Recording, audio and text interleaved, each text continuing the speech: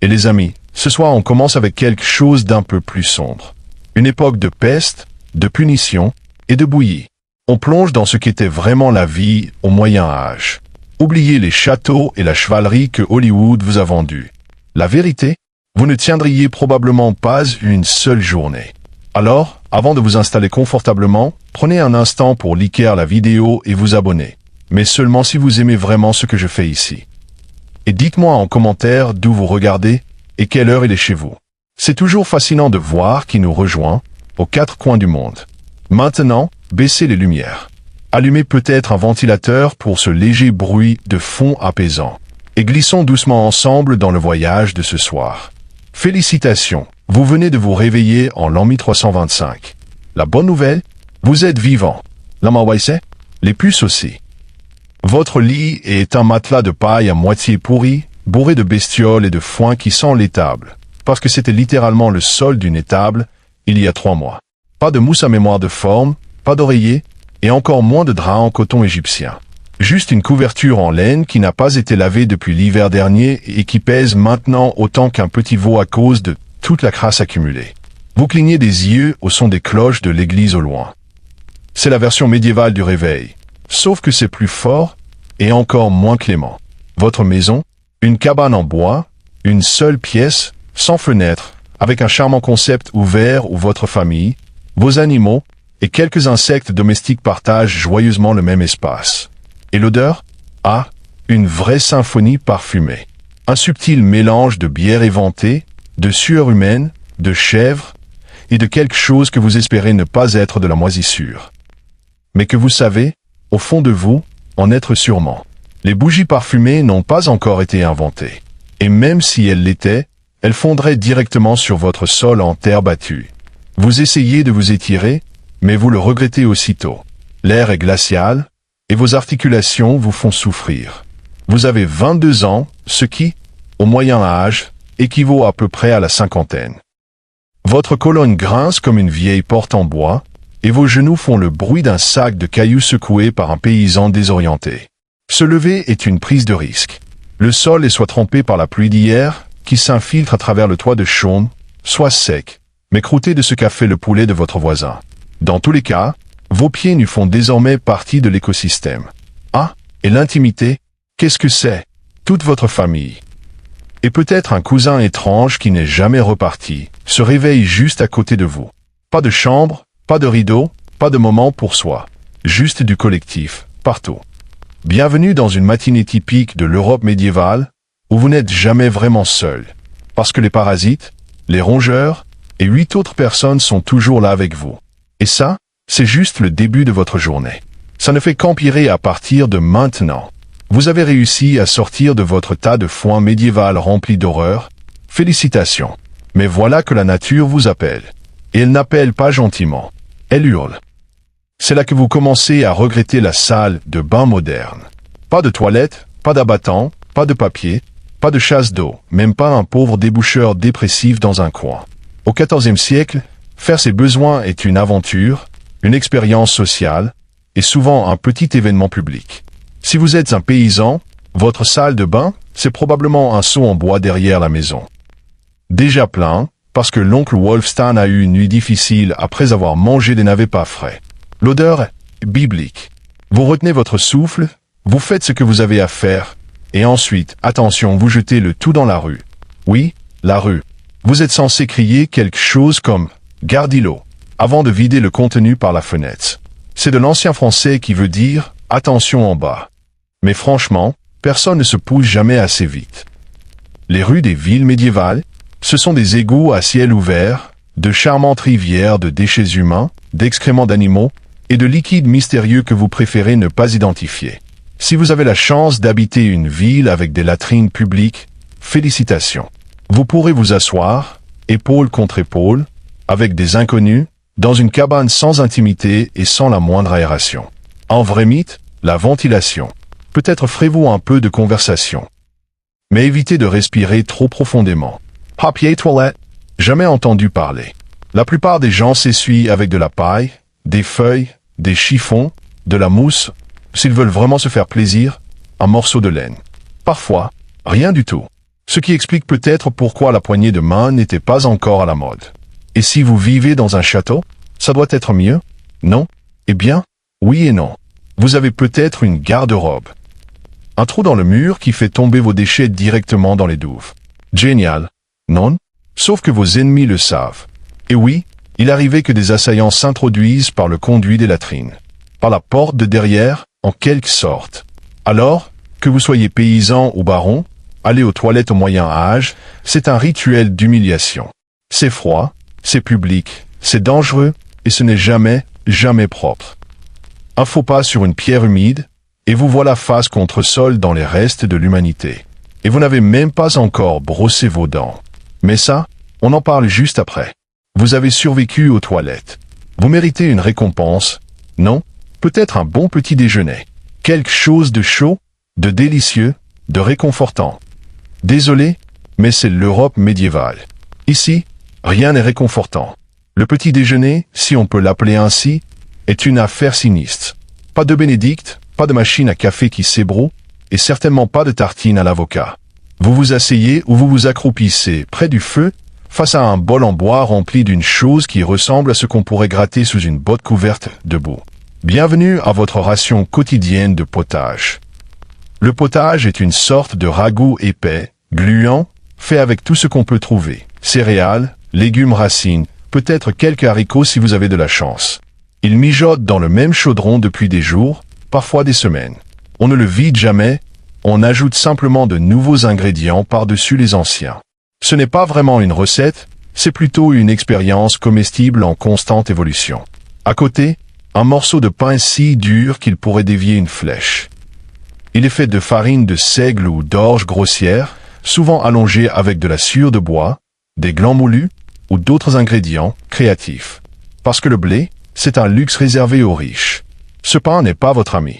On ne le coupe pas, on négocie avec lui. Et pour boire, pas de jus d'orange ni de latte au lait d'avoine. Vous buvez de la bière. Oui, de la bière. À 6 heures du matin. Pourquoi? Parce que l'eau est infestée de parasites et de saleté. Alors, vous commencez votre journée avec de la petite bière, une bière légère, faible en alcool, mais forte en taux de survie. Même les enfants en boivent. Personne n'est vraiment ravi, mais au moins, ça ne vous tue pas sur le coup. Vous voulez un peu de viande ou de fromage. Continuez à rêver. Ça, c'est pour les dimanches et les fêtes religieuses, et encore, seulement si votre Seigneur est d'humeur généreuse. La plupart des paysans ne mangent de la viande que quelques fois par an. Quant aux fruits frais, seulement lorsqu'ils sont de saison, et pas déjà fermentés en vin. Et n'imaginez même pas utiliser des épices, sauf si vous êtes roi. Une pincée de poivre coûte plus cher que votre salaire mensuel. Le sel est si précieux qu'on le garde sous clé.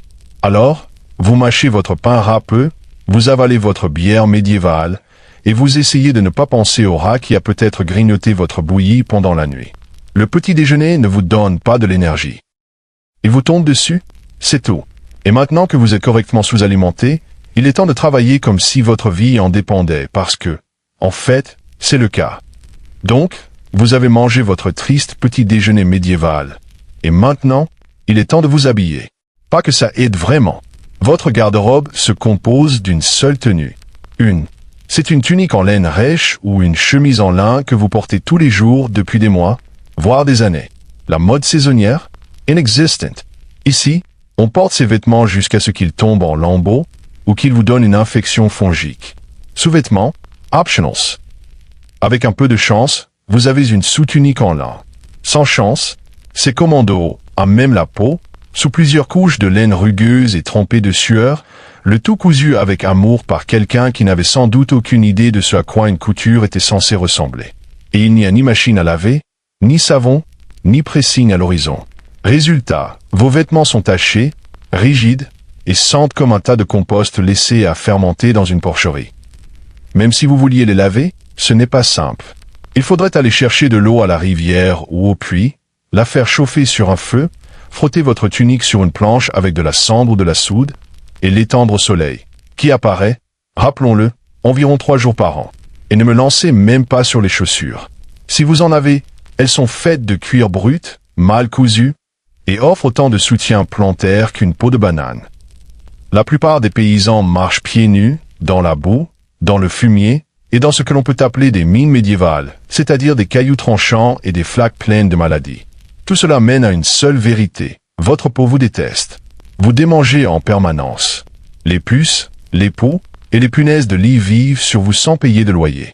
Tout le monde en a. Les nobles, les moines crasseux, les enfants qui se grattent, les fermes à insectes sur pattes. Personne n'y échappe.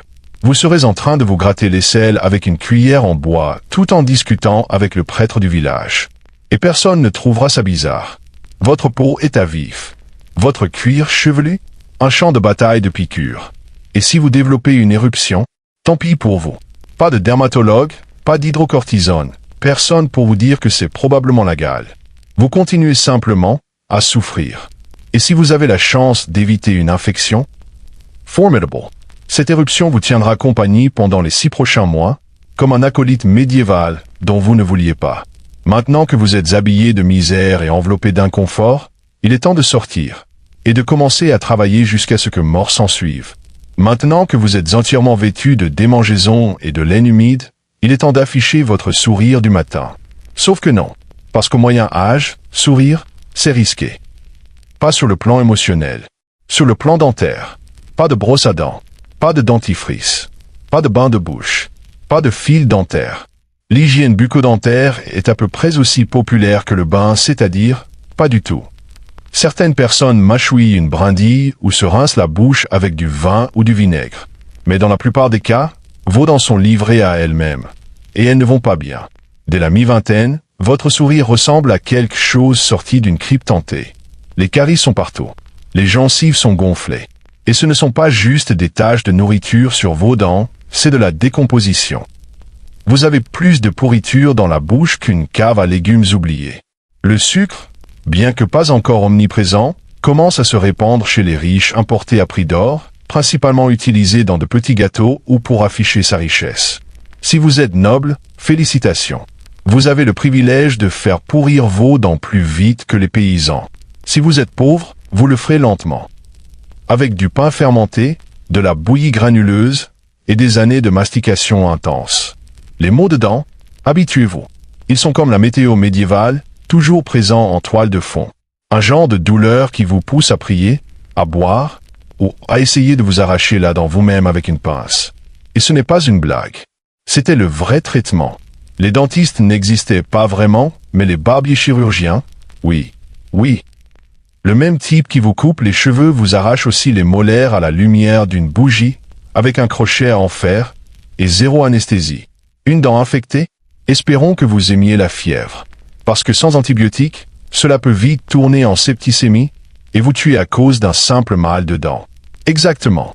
Ce qui aujourd'hui nous envoie à la pharmacie, pouvait signer votre arrêt de mort en 1320. Et côté social, aucun soulagement non plus.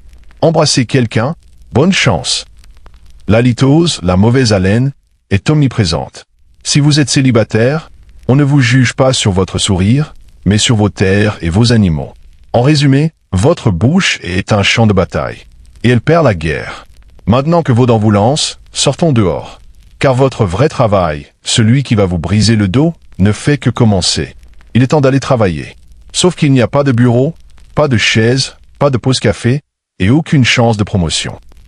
Votre métier, si vous faites partie des 90% de la population, est simple, ne pas mourir en travaillant pour le confort de quelqu'un d'autre. Vous êtes un paysan. Félicitations.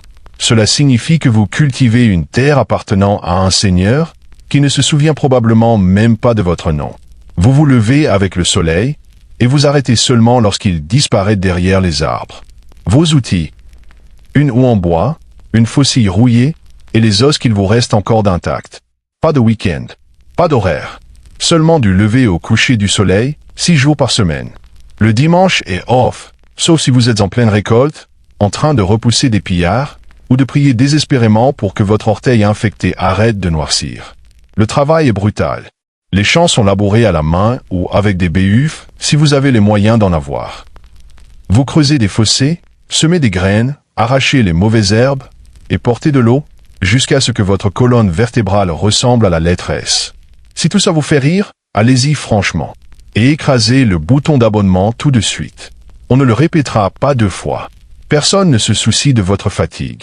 Personne ne vous demande comment va votre santé mentale. Et si vous êtes une femme surprise, vous ne faites pas que travailler au champ. Vous vous occupez des enfants, vous nettoyez, cuisinez, filez la laine, nourrissez les animaux, et vous prétendez que l'invasion de poux de votre mari n'est pas lentement en train de migrer de son côté du lit au vôtre. Les enfants, ils commencent à aider vers 5 ans. Pas d'école, pas de jouets, juste un petit râteau en bois et le rêve de ne pas mourir de la grippe un jour. Et si vous faites partie des rares à ne pas être fermier, disons que vous êtes forgeron, tanneur ou tonnelier. Génial. Vous travaillez quand même avec du feu, des produits chimiques ou des boyaux d'animaux, toute la journée, dans un atelier mal ventilé. Le salaire? À peine la survie. Les avantages? Quelques saignements occasionnels. Une fracture? Tant pis. Une fièvre? Buvez de la bière tiède et continuez. Vous ne pouvez pas vous permettre de vous arrêter, même pas un jour. Parce que si vous ne travaillez pas, vous ne mangez pas. Et si vous ne mangez pas, l'Europe médiévale a une solution pour ça. Ça s'appelle être remplacé. Alors vous saisissez votre pelle, vous ignorez les ampoules, et vous continuez à creuser. Car au Moyen Âge, votre travail n'est pas une carrière. C'est un test d'endurance au ralenti. Maintenant que votre dos est en feu après l'avoir peiné dans les champs, parlons un peu de la météo. Parce qu'au Moyen Âge, la température n'est pas une question de saison, mais plutôt une punition constante venue du ciel. Commençons par l'hiver. Pas d'isolation, pas de chauffage central, et aucune protection contre les intempéries. Juste des murs en bois avec des interstices assez larges pour y lancer une poule. Vos fenêtres? Recouvertes de tissu, pas de verre. Le feu dans la cheminée. Sympa en théorie, sauf que vous n'avez pas assez de bois pour le maintenir. Le bois coûte cher, et en ramasser dans la forêt est parfois illégal. Oui, on peut littéralement vous exécuter pour avoir ramassé une branche dans la mauvaise forêt. Vous vous emmitouflez dans votre unique tunique en laine humide, vous vous collez aux braises mourantes, et malgré tout, vous vous réveillez le nez gelé. Vos pieds? Froids en permanence, souvent humides. Vos doigts? Si raides qu'ils ressemblent à de petites sucettes glacées médiévales. Les engelures ne sont pas diagnostiquées. On appelle ça simplement pas de chance. Et maintenant, avançons jusqu'à l'été. Ça a l'air mieux? Non? Faux. En été, votre maison devient un four en argile. Pas de ventilateur, pas de courant d'air, et absolument pas de déodorant.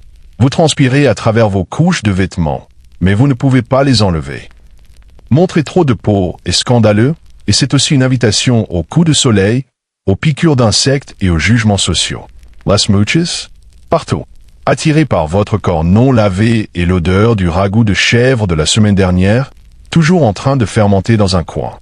Les moustiques bourdonnent à votre oreille pendant que vous essayez de dormir, si tant est que vous puissiez dormir, entre les cris des voisins et les pleurs des bébés. Dans les champs, le soleil vous rôtit. Pas d'écran solaire. Pas de chapeau. Sauf si vous vous en êtes fabriqué un avec un peu de paille comme un épouvantail désespéré. Et le pire, vous devez quand même travailler. Le coup de chaleur, à l'époque, s'appelait simplement un mauvais tournant. Donc, soit vous grelottez dans votre cabane en vous demandant si vos orteils survivront jusqu'au printemps. Soit vous suez à travers votre seule paire de chaussettes pendant que vos cuisses frottent jusqu'à la brûlure. Et la seule chose qui ne change jamais, quelle que soit la saison. Vos vêtements vous grattent toujours, votre nourriture est toujours infecte, et votre prochaine tâche vous attend déjà. Bienvenue dans le contrôle climatique version médiévale. Il n'y en a pas. Vous avez soif, besoin de vous rafraîchir, envie de vous asperger un peu d'eau sur le visage pour vous réveiller de ce cauchemar moite? Tant pis. Au Moyen Âge, l'eau n'est pas votre amie. Elle essaie de vous tuer, en silence. Commençons par la boisson. Le ruisseau voisin semble clair, frais, limpide, digne d'un film de fantaisie. Mais spoiler, il ne l'est pas. En amont, quelqu'un vient divider un pot de chambre. Et si ce n'est pas ça, alors c'est probablement un cochon mort qui y pourrit doucement. Parasites, bactéries et toute l'armée microbienne de l'Europe médiévale vous attendent à chaque gorgée. C'est pour ça que les gens buvaient de la bière. Oui, de la bière, même les enfants. Mais avant d'imaginer des gosses médiévaux en train de faire des keg stands, comprenez ceci. C'était de la petite bière faible en alcool, forte en taux de survie. Brasser la bière faisait bouillir l'eau, donc c'était plus sûr que ce qui coulait dans les caniveaux de la ville. Le vin était une autre option si vous étiez assez riche pour vous en offrir, et que ça ne vous dérangeait pas d'être à moitié ivre dès le matin. Et la toilette, alors? On utilisait bien de l'eau pour se laver? Non? En théorie? Oui. En pratique? Absolument pas. À l'époque, on croyait que le bain ouvrait les pores et laissait entrer les maladies. Oui, vous avez bien entendu, se laver était considéré comme un risque médical. Vous étiez censé être plus propre. Si vous ne retiriez jamais la couche protectrice de saleté incrustée sur votre peau. Il existait bien des bains publics, mais ils ont rapidement gagné une réputation de lieux remplis de commérages, de scandales, et parfois, d'activités extrascolaires version médiévale. Donc, naturellement, l'église s'en est mêlée, et beaucoup ont été fermés. Et même si vous vouliez vous laver, c'était tout un chantier. Il fallait aller chercher de l'eau au puits, la faire bouillir sur le feu, remplir une baignoire en bois qui fuyait. Et prier pour que personne d'autre dans la maison ne l'ait utilisée avant vous, ou pire, après. Et l'eau de pluie, récupérée dans des tonneaux ouverts, où les oiseaux défèquent, les insectes se reproduisent, et la mousse prospère. Rafraîchissante, non? Donc, que ce soit pour boire, se laver, ou arroser les cultures, l'eau, au Moyen Âge, n'est pas une source de vie. C'est un pari risqué. Une gorgée de travers, et vous passez vos derniers jours à transpirer dans un lit de paille, les bras autour du ventre, en repensant à toutes vos décisions de vie. La prochaine fois que vous buvez l'eau du robinet, levez votre verre à nos ancêtres. Eux n'avaient pas le luxe de s'hydrater sans risquer leur peau. Bon, vous avez bu l'eau. Ou peut-être pas. Peut-être que vous vous êtes simplement cogné l'orteil sur un caillou en forme de déception.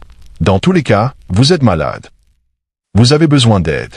Vous avez besoin d'un médecin. Damage. Vous vivez au Moyen Âge où la médecine ressemble plus à une forme de torture polie avec un diplôme de théologie. Commençons par le diagnostic. Tout ce qui ne va pas chez vous, qu'il s'agisse d'une toux, d'une éruption, d'un os cassé ou d'une peste rampante, est causé par un déséquilibre de vos humeurs.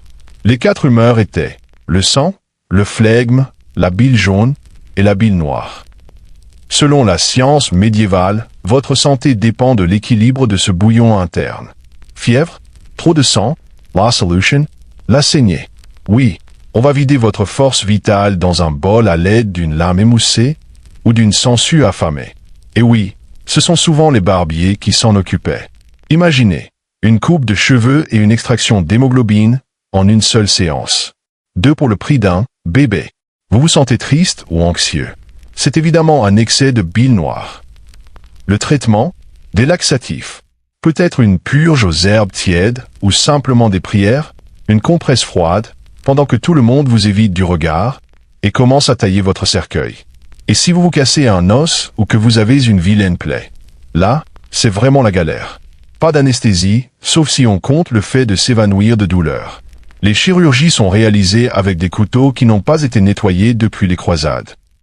Les instruments sont chauffés au feu, non pas pour les stériliser, mais juste parce que ça fait plus peur. Les antibiotiques, encore à des siècles d'être inventés. La théorie des germes, incarnio. On pense que la maladie vient de l'air vicié ou de Dieu qui vous punit pour vos péchés. Mal au ventre, sûrement des pensées impures. Allez donc confesser tout ça entre 2 vomissements. Si votre état empire, on vous remet des sangsues, peut-être un peu de scarabées écrasés. Et un prêtre au chevet pour vous donner les derniers sacrements au cas où. À ce stade, on vous prépare pour le traitement final, la mort. Et si, par miracle, vous survivez, tout le monde dira que Dieu a eu pitié de vous. Le médecin prendra tout le mérite et la sangsue sera promue. Donc oui, au Moyen Âge, la médecine, ce n'est pas guérir. C'est survivre au traitement. Après une longue journée de labeur, de peau et de sangsue, il est enfin temps de manger. Vous retournez vers votre cabane en traînant des pieds, le ventre qui gargouille. Prêt pour la seule joie qui reste dans cette vie. Un bon repas chaud. Mauvaise nouvelle. Ce repas essaie probablement de vous tuer. Commençons par les bases. La conservation des aliments, presque inexistante. Pas de frigo, pas de congélateur, juste du sel, de la fumée, ou l'espoir que l'air froid d'hiver fasse le travail. Votre viande, si vous avez la chance d'en avoir. Pend depuis plusieurs jours, couverte de mouches, marinée dans une saumure douteuse et peut-être partagée avec 1 ou 2 rats. Le pain est la base de l'alimentation médiévale. Mais même lui n'est pas sûr. En cas de mauvaise récolte, les paysans désespérés le rallongent avec de l'écorce, de la sciure voire de l'argile, pour en faire plus. Et si c'est la saison du seigle? Surprise bonus. L-Lurgid. Un champignon qui provoque convulsions, hallucinations, et parfois, la mort. C'est comme manger du pain trempé dans du LSD et du tétanos. Des légumes? Uniquement s'ils sont de saison. Et vous savez ce qui est toujours de saison? Les navets. Teyemen des navets. Bouillis, écrasés, ou flottant dans du potage qui, si vous vous souvenez du chapitre 3, est essentiellement un marécage chaud d'ingrédients douteux qui mijotent depuis les funérailles de votre arrière-grand-père. Les fruits sont parfois disponibles à l'automne, mais ils pourrissent rapidement. Quant au sucre, il est rare, cher et accaparé par les riches, qui l'utilisent pour exhiber leur dents noircies. Les produits laitiers? Encore un pari. Le lait frais tourne en quelques heures. Le beurre et le fromage s'en sortent un peu mieux, mais ils sont bourrés de bactéries. Les gens les mangent quand même, parce que franchement, c'est ça au mâcher le cuir de vos bottes. Et parlons assaisonnement. Les épices comme le poivre, la cannelle ou la muscade, plus précieuses que l'or. Pour le paysan moyen, le goût vient des oignons, du sel, si vous avez de la chance, et de la souffrance. La plupart des repas ont le goût de toile de jute mouillée saupoudrée de tristesse. Mais la nourriture n'est pas seulement un danger pour la santé. C'est aussi un enjeu politique. Les animaux sauvages appartiennent au Seigneur, pas à vous. Si vous êtes pris en train de braconner un lapin, vous risquez une amende, la prison, ou même l'exécution. Exact. Votre dîner peut littéralement vous envoyer à la potence. Alors, quand vous vous asseyez pour manger votre ragoût gris à la lumière tremblotante du feu, souvenez-vous, chaque bouchée est un risque. Mais vous mangez quand même. Parce qu'au Moyen Âge, la nourriture ne vous nourrit pas. Elle vous teste. C'est le soir maintenant. Vous avez travaillé, souffert, et à peine digéré votre ragoût suspect. Vous pensez que la journée touche à sa fin? Ne vous détendez pas trop vite, car Dieu vous regarde. Le prêtre aussi. Et votre voisine Agnès, qui vous dénoncera sans hésiter si vous ratez la messe. Dans l'Europe médiévale, la religion n'est pas seulement une partie de la vie. C'est la vie. L'Église contrôle votre calendrier, vos lois, votre éducation, si vous savez lire, votre naissance, votre mariage, votre mort, et tout ce qu'il y a entre. Pensez à elle comme à votre propriétaire spirituel. Et vous êtes toujours en retard de loyer. Chaque jour est rythmé par les cloches de prière. La cloche de l'église sonne le matin, à midi et le soir. Pas parce que les gens ont besoin de rappel, mais parce qu'oublier de prier est un péché. Oublier de s'incliner? Patchy. Manger de la viande un vendredi? Patchy. Rêver de la femme du voisin? Double patchy. Et oui, l'enfer est très réel. Dolorousement real. Les prêtres le décrivent avec un luxe de détails. Rivière de feu, lac de sang bouillant, démons avec des fourches et hurlements éternels. Si la peste ne vous fait pas peur, la damnation éternelle s'en chargera. Lire la Bible par vous-même? Impossible. Elle est écrite en latin, une langue réservée aux moines, aux clercs et à ce gamin noble trop propre pour toucher de la terre. Vous dépendez donc de l'Église pour interpréter tout. Ce qui signifie que si le prêtre dit que la mauvaise récolte est due à votre manque de ferveur, eh bien, il est temps de prier plus fort. La dîme, à 1/10 de tout ce que vous possédez, est obligatoire. Vous cultivez du blé, donnez du blé. Vous élevez des poules, donnez des œufs. Vous n'avez rien? Félicitations. Vous êtes spirituellement fauché et financièrement condamné. Les fêtes, ce sont des jours saints, des dizaines. Et même si elles offrent des pauses dans le labeur, elles ne sont pas faites pour s'amuser. Elles servent à assister à la messe, jeûner, se confesser et se rappeler que la joie est un luxe dangereux. Remettre en question l'Église est risqué. Les hérétiques sont brûlés, les sorcières, noyées, les blasphémateurs, fouettés, et les sceptiques, vite rééduqués. Alors vous faites semblant, vous chantez, vous vous inclinez, vous priez pour que votre âme, après cette vie couverte de boue, puisse enfin trouver le paradis. Si le prêtre vous apprécie, parce qu'au Moyen Âge, Dieu est peut-être miséricordieux, mais l'Église, pas vraiment. Et si vous pensiez que la vie de paysan médiéval était difficile, essayez donc d'être une femme. Toute la saleté, la famine et la peur, plus l'accouchement, la soumission et l'invisibilité sociale. Au Moyen Âge, être une femme, c'est jouer en mode ultra difficile, sans potion de soin et sans bouton redémarrer. Dès la naissance, le chemin d'une fille est à peu près tout tracé. Se marier jeune, faire des enfants, servir son mari, et mourir, épuisé. L'éducation, peu probable. À moins d'être noble et envoyé dans un couvent, votre développement intellectuel s'arrête à peu près quand vous apprenez à barater du beurre et repriser une tunique. Le mariage arrive tôt, très tôt.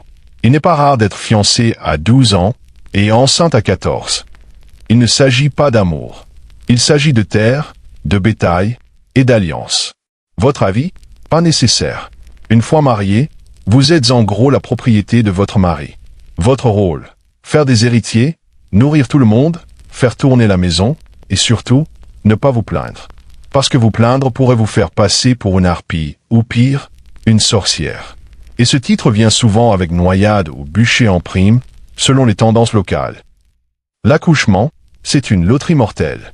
Pas de soins prénatals, pas d'outils stériles, pas d'anesthésie. Les sages-femmes font ce qu'elles peuvent, mais la moindre complication peut entraîner la mort de la mère, de l'enfant, ou des deux. Certaines femmes survivent à 10 grossesses. Beaucoup n'en survivent pas à 2. Mais ne vous inquiétez pas, une fois le bébé dehors, le travail augmente. Vous avez maintenant un nourrisson hurlant dans une cabane infestée de poux, et on attend de vous que vous l'allaitiez, que vous cuisiniez, que vous nettoyiez, et que vous aidiez encore au champ. Vous n'avez pas de pause. Vous êtes la pause pour tout le monde. Si vous êtes célibataire, vous êtes suspect. Vieuve, vulnerable, trop franche, dangerous. Les femmes qui ne rentraient pas dans le moule étaient souvent accusées de sorcellerie. Surtout si elles avaient des connaissances en herboristerie, une forte personnalité, ou simplement si elles ont mal regardé quelqu'un un mardi pluvieux. Même dans l'église, votre rôle est limité. Les nonnes vivent sous des règles strictes, pas de paroles sans permission, pas de liberté de mouvement. Et votre valeur spirituelle, toujours classée sous celle des hommes. En résumé, si vous êtes une femme au moyen âge, on attend de vous que vous enduriez, que vous obéissiez, que vous reproduisiez. Et que vous souffriez en silence, avec le sourire, si possible. Parce que même à une époque de souffrance généralisée, les femmes étaient censées souffrir avec grâce. Jusqu'ici, vous avez affronté la crasse, la faim, l'injustice sociale, et peut-être une chèvre. Mais juste au moment où vous pensez que votre journée ne peut pas empirer, voici la violence bruyante, sanglante, et souvent parfaitement normale selon les standards médiévaux. Soyons clairs. Le Moyen-Âge n'est pas une époque de paix. La loi et l'ordre signifiaient surtout. Espérons que le seigneur local ne soit pas de mauvaise humeur. La violence est partout, à la maison, dans les rues, sur les champs de bataille, dans les disputes religieuses, et parfois même dans la file d'attente du four communal. Le crime est courant, la punition est brutale, et la justice relève plus du théâtre que de la protection. Volant en pain, vous pouvez perdre une main. Accusé de mensonge, votre langue pourrait être percée. Trop de commérage, voici la bride de mégère, un masque en métal attaché à votre tête avec une barre dans la bouche.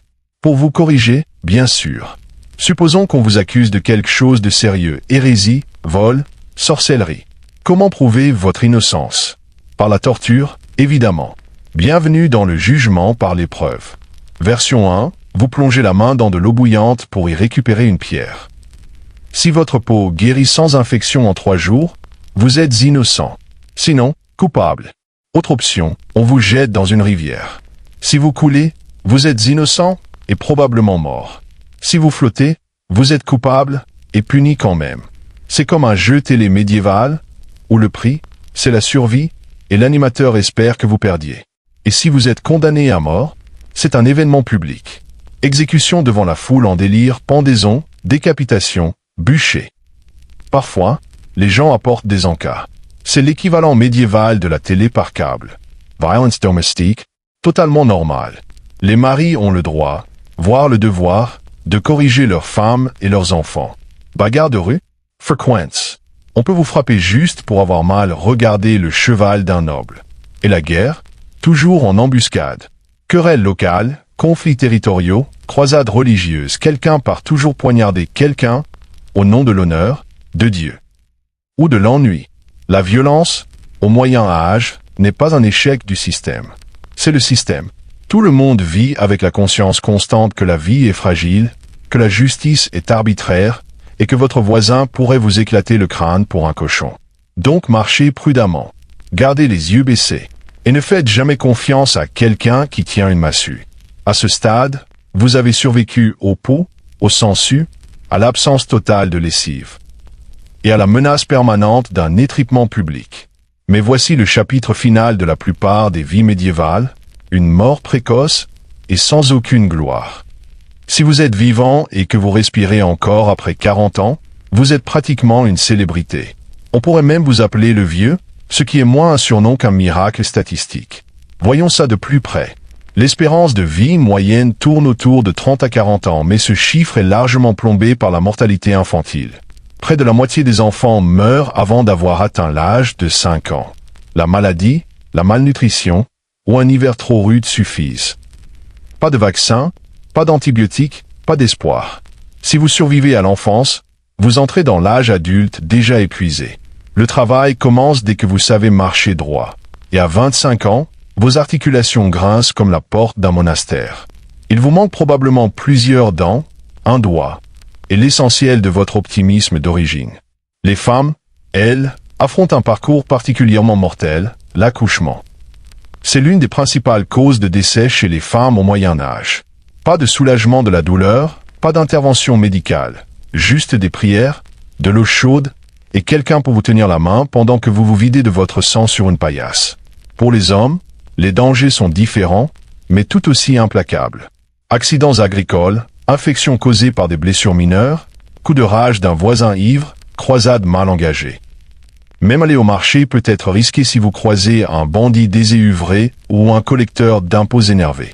La mort peut aussi venir, en silence par la peste, qui transforme les villes en cimetières du jour au lendemain, ou par la famine, qui peut durer toute une saison et décimer des villages entiers. Ou encore par malchance, comme manger du grain moisi et passer vos dernières heures à halluciner en hurlant sur les murs. Et les funérailles? Vous avez de la chance si vous en avez une. Les corps sont souvent enterrés rapidement pour éviter la propagation des maladies. Pas d'embaumement, pas de cercueil verni, juste un trou, quelques prières murmurées et un monticule de terre. Si une place reste libre dans le cimetière.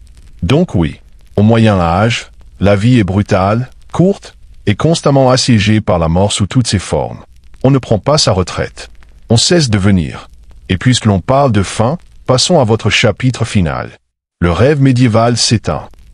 Alors, comment s'est passée votre journée? Vous vous êtes réveillé dans la crasse, soulagé dans un seau, brossé les dents avec un peu d'espoir, avez failli vous évanouir de faim, travaillé jusqu'à ce que votre colonne supplie grâce, gratté à travers la laine rêche, prié pour éviter la peste et esquivé de peu une exécution publique pour avoir possédé un écureuil. Bienvenue dans une journée ordinaire en Europe médiévale. Vous rêviez encore de devenir chevalier? Réfléchissez grec à 2 fois. Cette version romantique du Moyen Âge, les épéistes galants, les dames nobles dans les tours, les batailles héroïques et les festins aux chandelles, c'est un mythe poli par les contes de fées et les romans de fantaisie. La vérité, le monde médiéval était dur, cruel et profondément injuste. La hiérarchie dictait tout. Si vous naissiez pauvre, vous restiez pauvre. Si vous naissiez riche, félicitations, vous aviez plus de chances de survivre. Mais vous pouviez quand même mourir d'une soupe douteuse ou d'une écharde infectée. Pas exactement le luxe. Les temps plus simples n'étaient pas simples. Ils étaient implacables. Tout prenait plus de temps. Tout faisait plus mal. Tout, de l'accouchement à la mastication, avait des conséquences. La vie, ce n'était pas le loisir. C'était la survie. Et si, par miracle, vous trouviez un moment de calme pour penser, rêver, imaginer mieux, il n'y avait pas grand-chose à en faire. Pas de mobilité sociale, pas de médecine moderne, pas d'internet pour taper. C'est quoi cette éruption chelou? Vous naissiez, souffriez, travailliez, et mouriez dans un rayon de 10 km autour de votre village. Mais voici le plus fou. Malgré tout cela, les gens riaient, chantaient, racontaient des histoires, tombaient amoureux et trouvaient du sens. Pas parce que la vie était facile, mais parce que les humains sont têtus comme ça. Même dans les chapitres les plus sombres, il faisait de la place pour la lumière. Alors ce soir, quand vous vous glisserez dans votre lit propre avec eau courante, antibiotiques et chauffage central, peut-être dites un petit merci au monde moderne et à vos ancêtres qui ont affronté les rats, la famine et le féodalisme pour que vous n'ayez pas à le faire. Bien avant d'être Catherine la Grande, impératrice de toutes les Russies, réformatrice ambitieuse et icône de pouvoir. Elle s'appelait simplement Sophie. Née Sophie Frederica Augusta von Anhalt-Zerbst en 1729, elle était la fille d'une famille princière allemande relativement obscure. Son minuscule duché en Poméranie n'offrait que peu de pouvoir. Mais Sophie, elle possédait quelque chose qu'aucun titre ne pouvait garantir. Une intelligence acérée, un charme implacable et une faim tranquille, brûlante, de grandeur. Son éducation fut stricte. Sa mère, Johanna, était froide et calculatrice. Pas une figure maternelle chaleureuse, mais une arriviste obsédée par le statut social. Son père, officier prussien, était plus distant que strict. Dès son plus jeune âge, Sophie apprit à marcher sur une ligne fine entre obéissance et ruse. Elle lisait voracement, parlait plusieurs langues et apprit à observer une pièce avant d'y prendre la parole. Des compétences qui allaient bientôt devenir des outils de survie dans l'une des cours les plus brutales d'Europe. Lorsque l'impératrice russe Elisabeth Petrovna se mit à chercher une épouse pour son héritier, le grand-duc Pierre, elle regarda au-delà des frontières de la Russie. Pierre lui-même était d'origine allemande, et l'impératrice croyait qu'une épouse étrangère, docile et reconnaissante, serait plus facile à contrôler. Sophie correspondait parfaitement au profil. Sang noble, foi luthérienne, qu'elle serait forcée d'abandonner, et une réputation de grâce et d'humilité. À seulement 14 ans, Sophie fut convoquée en Russie. Elle arriva dans la capitale glaciale de Saint-Pétersbourg en 1744, vêtue de tissus allemands trop fins et d'un sourire diplomatique. Sa mère la poussait en avant comme une pièce d'échiquier. Mais Sophie, elle, avait déjà son propre jeu en tête. Pour devenir acceptable dans la société russe, elle se convertit à l'orthodoxie, prenant le nom d'Ekaterina Alexeyevna, Catherine. La cérémonie fut publique, symbolique et irréversible. Elle ne changeait pas seulement de religion. Elle brûlait le pont derrière elle, pénétrant un empire étranger sans aucun retour possible. Personne, en voyant cette adolescente silencieuse dans son manteau bordé de fourrure, n'aurait pu prédire ce qui allait suivre. Trahison, révolution, lumière et empire. Mais dès que Sophie posa le pied à la cour de Russie, elle cessa d'être un pion et commença à planifier comment devenir une reine. Le mariage de Catherine avec le grand-duc Pierre était censé lui assurer une place dans la royauté russe. Mais dès le départ, cela ressemblait plus à une cage qu'à une couronne. Pierre, héritier du trône, n'était pas le prince charmant des contes de fées. Maladroit, immature, obsédé par ses soldats miniatures, il préférait jouer à la guerre dans ses appartements plutôt que de gouverner un empire ou de montrer la moindre affection à sa nouvelle épouse. Certains récits suggèrent même qu'il refusa de consommer le mariage pendant des années. Il idolâtrait Frédéric II de Prusse et méprisait la cour russe qu'il avait adoptée. En contraste, Catherine embrassa la Russie avec une détermination féroce. Elle apprit la langue, étudia son histoire, mémorisa les rituels orthodoxes. Elle voulait appartenir. Pierre, lui, voulait fuir. Ce décalage n'était pas seulement émotionnel. Il était politique. La cour de Russie était un nid de vipères rempli de ragots, de paranoïa et de jeux de pouvoir brutaux. L'impératrice Élisabeth régnait encore d'une main de fer, mais sa santé déclinait. Tout le monde savait qu'une transition approchait et chacun avait son propre agenda. Catherine était constamment surveillée. Ses lettres étaient lues, ses amitiés observées, chacun de ses gestes scrutés. Elle ne pouvait pas faire confiance à son mari. Sa mère lui soufflait encore à l'oreille pour servir des intérêts étrangers. Et même ses servantes pouvaient ne pas être loyales. Dans ce monde, les alliances pouvaient se transformer en accusations du jour au lendemain. Mais Catherine n'était pas naïve. Elle apprit à jouer au jeu de cour en silence, cultivant des alliés dans l'ombre. Elle charmait les officiers, se liait d'amitié avec des intellectuels et développa une réputation de dignité et de retenue. En contraste frappant avec les crises infantiles et le mépris affiché de son mari pour les traditions russes. À huis clos, Catherine se mit à lire les penseurs des Lumières, Voltaire, Montesquieu. Tandis que d'autres la voyaient comme une simple épouse d'apparat, elle construisait une vision pas seulement pour elle-même, mais pour la Russie, une nation de force, de savoir et de raison. Mais il y avait un problème. Plus Pierre vivait, plus Catherine restait dans les limbes. Simple épouse d'un homme inapte à régner. Alors, elle attendait. Elle observait. Elle planifiait. Elle savait que le trône de Russie ne s'hériterait pas. Il faudrait le prendre.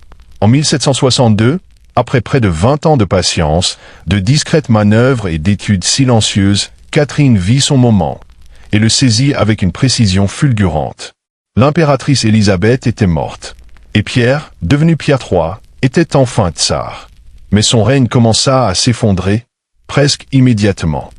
En seulement quelques mois, Pierre aliéna l'Église, offensa la noblesse, insulta l'armée, et couvrit de louanges la Prusse, l'ennemi de longue date de la Russie. Il inversa des politiques clés, humilia le clergé, et parla ouvertement de divorcer de Catherine pour épouser sa maîtresse. La cour, déjà méfiante face à son comportement erratique, se refroidit. L'armée, remplie de généraux loyaux à Catherine, grogna dans les couloirs. Même les Russes ordinaires, dévots et patriotes, voyaient Pierre comme une marionnette étrangère se moquant de leur tradition. Catherine, observant tout cela, fit son mouvement. En juillet de la même année, alors que Pierre se trouvait dans son palais d'été, Catherine lança un coup d'État sans effusion de sang. Soutenue par des officiers militaires clés, dont son amant, Grigori Orlov, et ses frères influents. Elle traversa Saint-Pétersbourg en grande pompe, fut proclamée impératrice Catherine II, et gagna l'allégeance de la puissante garde impériale. Pierre, pris au dépourvu et sans alliés, se rendit en quelques jours. Il fut placé en détention, puis retrouvé mort peu après dans des circonstances mystérieuses. Officiellement, on parla d'une colique hémorroïdaire. Officieusement, ce fut un meurtre. Si vous appréciez ce plongeon profond dans les jeux de pouvoir historiques, pensez à vous abonner pour d'autres histoires de ce genre. Catherine était maintenant impératrice. Non pas par naissance, ni par mariage, mais par volonté, intelligence et audace. C'était sans précédent, une femme née à l'étranger, sans droit légitime, avait pris le trône russe sans un seul combat. Mais son vrai défi ne faisait que commencer. Elle devait transformer cette prise de pouvoir audacieuse en un héritage durable. La Russie l'accepterait-elle? La noblesse la respecterait-elle? Pourrait-elle maintenir l'Empire uni sans subir le même sort que son mari? Catherine comprit que le pouvoir acquis par l'intrigue pouvait se perdre tout aussi facilement. Elle devait gouverner non pas en conspiratrice, mais en visionnaire. Et ainsi commença sa transformation, d'une conspiratrice prudente à une impératrice réformatrice. Une femme qui allait redessiner les frontières, embrasser les Lumières, et redéfinir ce que signifiait être une femme au pouvoir. Une fois couronnée, Catherine aurait pu se reposer sur ses lauriers. Mais elle ne le fit pas. Elle avait quelque chose de plus grand en tête que de simplement siéger sur un trône. Elle voulait transformer la Russie, pas seulement militairement ou politiquement, mais intellectuellement. Alors que Pierre vénérait Frédéric le Grand et ses soldats de plomb, Catherine idolâtrait Voltaire, Diderot et les penseurs audacieux des Lumières. Elle croyait en la raison, au progrès, à l'éducation et au rôle du monarque comme serviteur du peuple, même si elle gouvernait avec une autorité absolue. Catherine ne se contentait pas de lire la philosophie des Lumières. Elle la vivait. Elle correspondait directement avec Voltaire pendant plus de 15 ans, le flattant tout en défendant son autocratie. Elle invita Diderot à sa cour, et acheta même sa bibliothèque entière pour le soutenir financièrement. À huis clos, elle étudiait les textes légaux, débattait des réformes, et élaborait des politiques pour moderniser l'Empire. Ses débuts au pouvoir furent marqués par des efforts pour codifier le droit russe. Elle créa la commission législative en 1767, un projet ambitieux visant à réécrire tout le code légal de la Russie. Le nakaz de Catherine, ou instruction, était un manifeste politique déguisé prônant l'égalité devant la loi, dénonçant la torture et affirmant la responsabilité des dirigeants envers le bien commun. Pour une impératrice du XVIIIe siècle en Russie, c'était radical. Mais les idéaux des Lumières devaient affronter la réalité russe. Un vaste territoire féodal, profondément conservateur, gouverné par des nobles qui aimaient leurs serfs là où ils étaient, sous eux. Catherine le savait. Si elle prenait la réforme, elle avançait prudemment. Elle abolissait certaines formes de torture, élargissait l'accès à l'éducation laïque et construisait écoles et bibliothèques. Mais elle réaffirmait aussi le contrôle des nobles sur leurs serfs pour conserver leur loyauté. C'était le numéro d'équilibriste de Catherine. Une reine philosophe en public, une impératrice pragmatique en privé. Elle marchait sur un fil entre idéologie et survie, entre les salons brillants de Paris et la politique brutale de Moscou. Sa vision pour la Russie était audacieuse, mais toujours calculée. À bien des égards, Catherine ne cherchait pas à rendre la Russie européenne. Elle voulait rendre la Russie moderne à sa façon. Et cela signifiait réforme, oui, mais avec une main de fer dans un gant de velours. Catherine ne se contentait pas de réformer la Russie de l'intérieur. Elle voulait l'étendre, en faire un empire digne de crainte, d'admiration et d'envie. Là où Pierre le Grand avait ouvert une fenêtre sur l'ouest, Catherine voulait abattre les murs. Sous sa direction, les frontières russes s'étendirent plus que jamais. Elle mena des guerres non seulement pour défendre sa couronne, mais pour redessiner la carte de l'Europe. Une de ses campagnes les plus marquantes fut contre l'Empire ottoman. Ces guerres, menées en plusieurs vagues dans les années 1760 et 1770, ne concernaient pas que le territoire. Elles concernaient l'influence. Catherine se voyait comme la libératrice des chrétiens orthodoxes sous domination musulmane et comme la protectrice légitime de l'Europe de l'Est. Sous les généraux comme Alexandre Souvorov et Grigori Potemkin, la Russie captura des régions clés, notamment la Crimée, la côte nord de la mer Noire et un accès au port en eau chaude, un objectif que les tsars russes convoitaient depuis des générations. Ces victoires n'étaient pas seulement militaires, elles étaient symboliques. À chaque conquête, Catherine envoyait un message clair. La Russie n'était plus ce cousin lointain et arriéré de l'Europe. C'était une puissance continentale. Elle tourna aussi son regard vers l'Ouest. Dans une série d'accords et de manœuvres diplomatiques, Catherine participa aux partitions de la Pologne, découpant la communauté polono-lituanienne en difficulté avec l'Autriche et la Prusse. À la fin de la troisième partition en 1795, la Pologne disparut de la carte et la Russie s'appropria de vastes terres et des millions de nouveaux sujets. Mais Catherine ne conquit pas seulement par les armées. Elle colonisa aussi par les idées. De nouvelles villes furent construites. Les routes commerciales furent étendues. Des colons allemands furent invités à cultiver les terres russes. L'Empire devint une mosaïque, de la Baltique glaciale aux rives ensoleillées de la mer Noire. Et à travers tout cela, Catherine resta la force centrale, lisant les rapports, donnant des ordres, supervisant personnellement la forme de son empire en expansion. Les critiques l'accusaient d'être avide de pouvoir, voire impérialiste. Mais pour Catherine, l'expansion n'était pas de l'ambition. C'était une destinée. Elle croyait qu'un grand souverain se mesurait non seulement par ses idées, mais par ses frontières. Elle ne voulait pas simplement régner sur la Russie. Elle voulait la refaire en un empire civilisé, craint par ses ennemis, respecté par ses pairs, et loyal uniquement envers elle. Pour toute sa brillance et son pouvoir, Catherine la Grande était aussi célèbre pour ce qui se passait derrière les portes du palais. Et non, tout cela ne se murmurait pas seulement dans les bibliothèques. La vie privée de Catherine devint l'un des sujets les plus commentés de son règne. Elle avait des amants. Pas un ou deux, mais une parade soigneusement sélectionnée, beaucoup plus jeunes, souvent beaux et parfois politiquement influents. Elle ne les cachait pas. En fait, elle les récompensait souvent avec des titres, des domaines et des pensions s'ils se comportaient bien. Sinon, ils étaient discrètement renvoyés, parfois avec un remerciement poli et une promotion. Parmi les plus importants figurait Grigori Potemkin, un homme aussi brillant qu'audacieux. Leur relation brouillait les frontières entre romance, politique et partenariat. Certains historiens pensent même qu'ils se sont mariés en secret. Ensemble, ils façonnèrent des campagnes militaires, des projets de colonisation et la transformation de la Russie méridionale. Potemkin n'était pas seulement un amant. Il était en quelque sorte son co-dirigeant. Pourtant, l'Europe ne pouvait ignorer le scandale. Les commérages tourbillonnaient. Les pamphlets satiriques la dépeignaient comme lubrique, insatiable, voire déséquilibrée. Et après sa mort, les rumeurs empirèrent, la plus infâme étant l'histoire totalement fausse et grotesque impliquant un cheval, propagé par ses ennemis pour ternir son héritage. Mais pourquoi cette obsession? Simple. Catherine était une femme qui exerçait le pouvoir sans complexe. Et dans un monde où les dirigeantes étaient attendues en vierge sainte ou figure tragique, elle refusa de jouer ce rôle. Elle vécut, aima, et régna selon ses propres termes, et cela la rendait dangereuse. Ironiquement, alors que ses critiques la peignaient comme immorale, Catherine était profondément philosophique sur l'amour et la sexualité. Elle croyait que le plaisir était une part naturelle de la vie, et que les relations personnelles ne menaçaient pas la responsabilité publique. Elle séparait émotion et gouvernance, un exploit que peu de souverains masculins réussirent.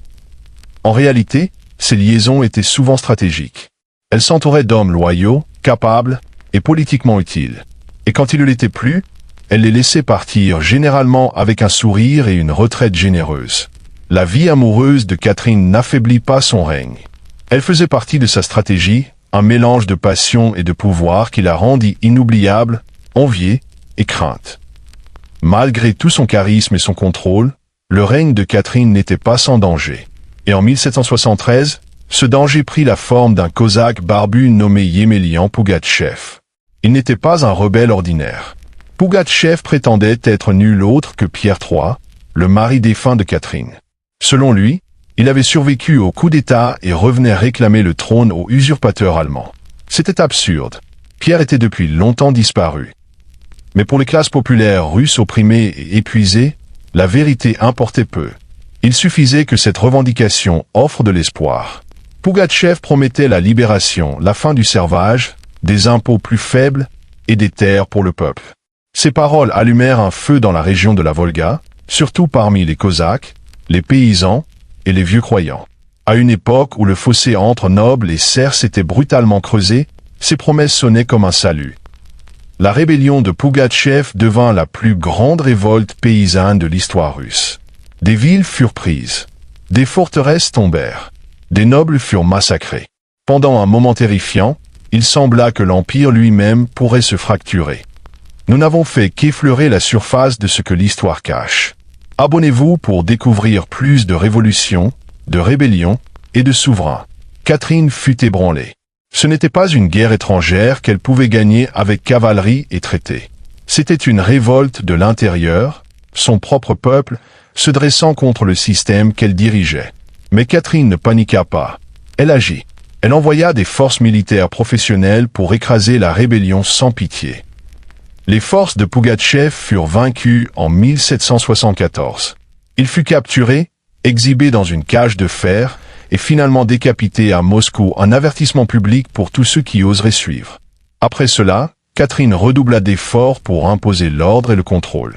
Ses rêves de libérer les serfs s'éteignirent doucement dans le silence. La rébellion lui avait montré les limites des Lumières dans un pays encore enchaîné par le féodalisme. Elle s'appuya alors davantage sur la noblesse, qui offrait sa loyauté en échange d'un contrôle absolu sur leurs serfs. Ce fut un tournant. L'impératrice qui citait autrefois Voltaire privilégia désormais la stabilité à la philosophie. La réforme devint prudente. La surveillance s'intensifia. La rébellion, même chuchotée, devait être écrasée avant même d'avoir pris souffle. Pougatchev avait peut-être perdu la tête, mais il laissa derrière lui un avertissement qui hantait Catherine.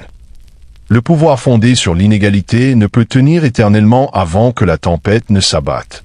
Quand Catherine la Grande approcha des dernières années de sa vie, elle avait régné sur la Russie pendant plus de 3 décennies, plus longtemps que toute autre femme dirigeante de l'histoire russe.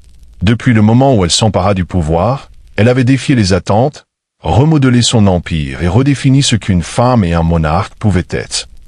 Sous le règne de Catherine, la Russie devint une véritable puissance européenne. Son territoire s'agrandit de plus de 520 000 km², avalant la Crimée, des parties de la Pologne et des pans entiers de la côte de la mer Noire. Ce n'étaient pas que des victoires militaires.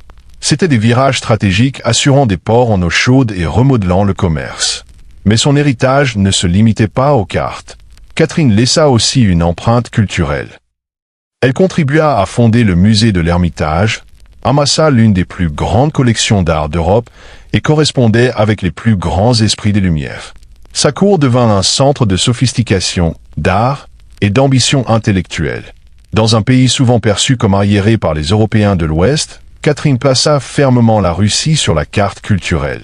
Elle modernisa l'éducation, fondant des écoles pour filles, et encouragea l'impression de livres.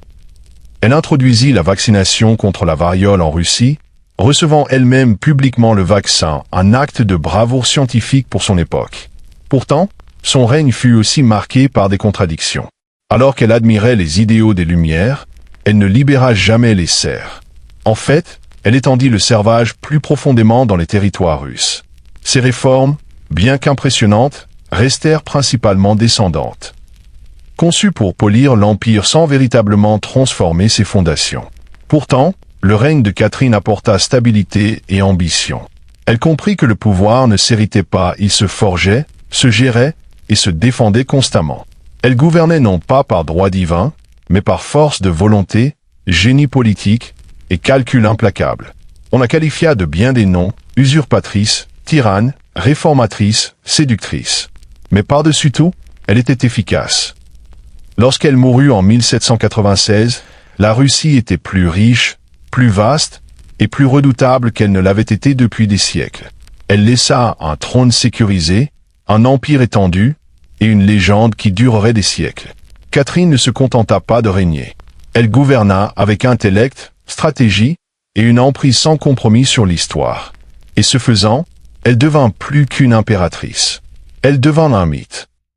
Pour tout son pouvoir, son expansion et son héritage durable, Catherine la Grande resta, au fond, une femme naviguant dans un monde d'hommes et le remodelant à son image. Derrière les portraits impériaux et les décrets d'État, se cachait quelqu'un profondément conscient de la précarité de sa position. Elle n'était pas née russe. Elle accéda au trône par un coup d'État. Elle gouvernait un empire qui ne voulait pas d'une femme à sa tête. Et pourtant, elle ne se contenta pas de survivre. Elle prospéra. Catherine ne fut jamais satisfaite d'être ornementale. Elle lisait constamment, écrivait sans fin, et n'arrêtait jamais d'apprendre.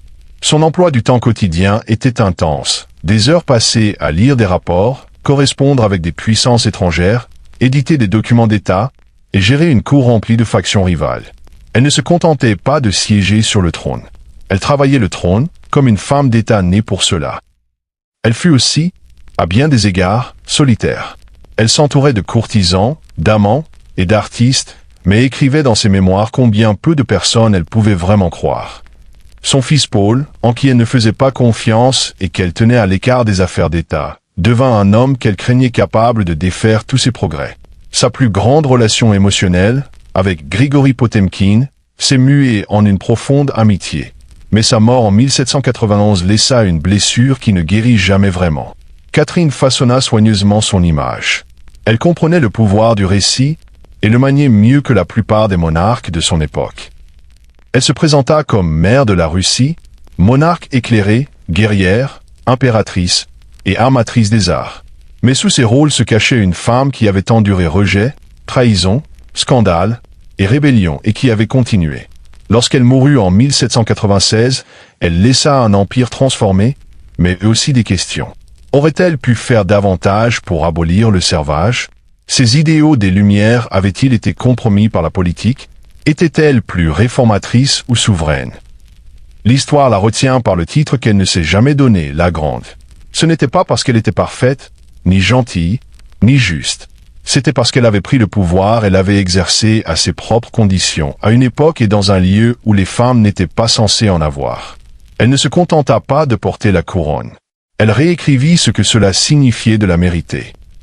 Dans les profondeurs humides de la jungle du Chiapas, au sud du Mexique, les ruines de Palenque murmurent des histoires du monde maya ancien. Des temples imposants s'élèvent au-dessus de la canopée, leur façade en calcaire érodée par le temps mais toujours pleine de secrets. Et en 1994, l'un de ces secrets se révéla. Une équipe d'archéologues mexicains, dirigée par Fanny Lopez Jiménez, explorait le temple 3. Une pyramide relativement modeste à côté du plus célèbre temple des inscriptions, lieu de sépulture du puissant roi Paca le Grand. On ne s'attendait pas à trouver grand-chose dans le temple du trône, jusqu'à ce qu'il remarque quelque chose d'étrange. Une chambre scellée, cachée sous la structure. Aucun pilleur ne l'avait touchée. Elle était intacte. Lorsque les archéologues forcèrent l'entrée et descendirent à l'intérieur, ils découvrirent un sarcophage de pierre reposant en silence. L'air était lourd du poids des siècles. Lorsqu'ils ouvrirent le couvercle, une poussière rouge s'éleva comme une fumée, rouge éclatant, choquant. L'intérieur était couvert de cinabre en poudre, un sulfure de mercure toxique utilisé cérémoniellement par les Mayas. Et, au milieu de ce nuage cramoisi, gisait le squelette d'une femme. Elle avait été enterrée avec soin et révérence. Ses os étaient fragiles, mais intacts. Son crâne portait encore un masque de jade, et son corps était entouré d'offrandes funéraires, colliers, diadèmes et anneaux d'oreilles, tous façonnés en jade et en coquillage. Tout dans cet enterrement évoquait la royauté. Pourtant, aucun n'en était inscrit. Aucun glyphe ne l'identifiait. Ce fut l'une des sépultures féminines les plus riches jamais découvertes en Mésoamérique. Et pourtant, c'était un véritable mystère. Pourquoi avait-elle été enterrée dans cette poudre rouge? Qui était-elle? Reine? Prêtresse? ou peut-être même épouse de Pakal. Les chercheurs l'appelèrent la Reine Rouge, un nom qui resta. Mais même avec la médecine légale moderne, ils ne purent déterminer son identité, seulement qu'elle avait vécu vers le 7e siècle, durant l'âge d'or de Palenque. Contrairement à la plupart des tombes mayas, la sienne avait été cachée, intacte et isolée intentionnellement. Son enterrement n'était pas seulement cérémoniel, il était spirituel. Cette femme n'était pas destinée à être rappelée par des mots. Elle devait être honorée par le rituel, par la couleur et par le mystère qu'elle laissait derrière elle.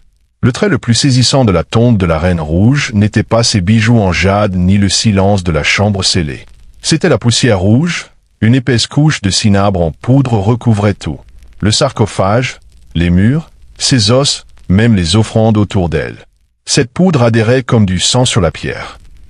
Pour les Mayas, ce n'était pas un hasard.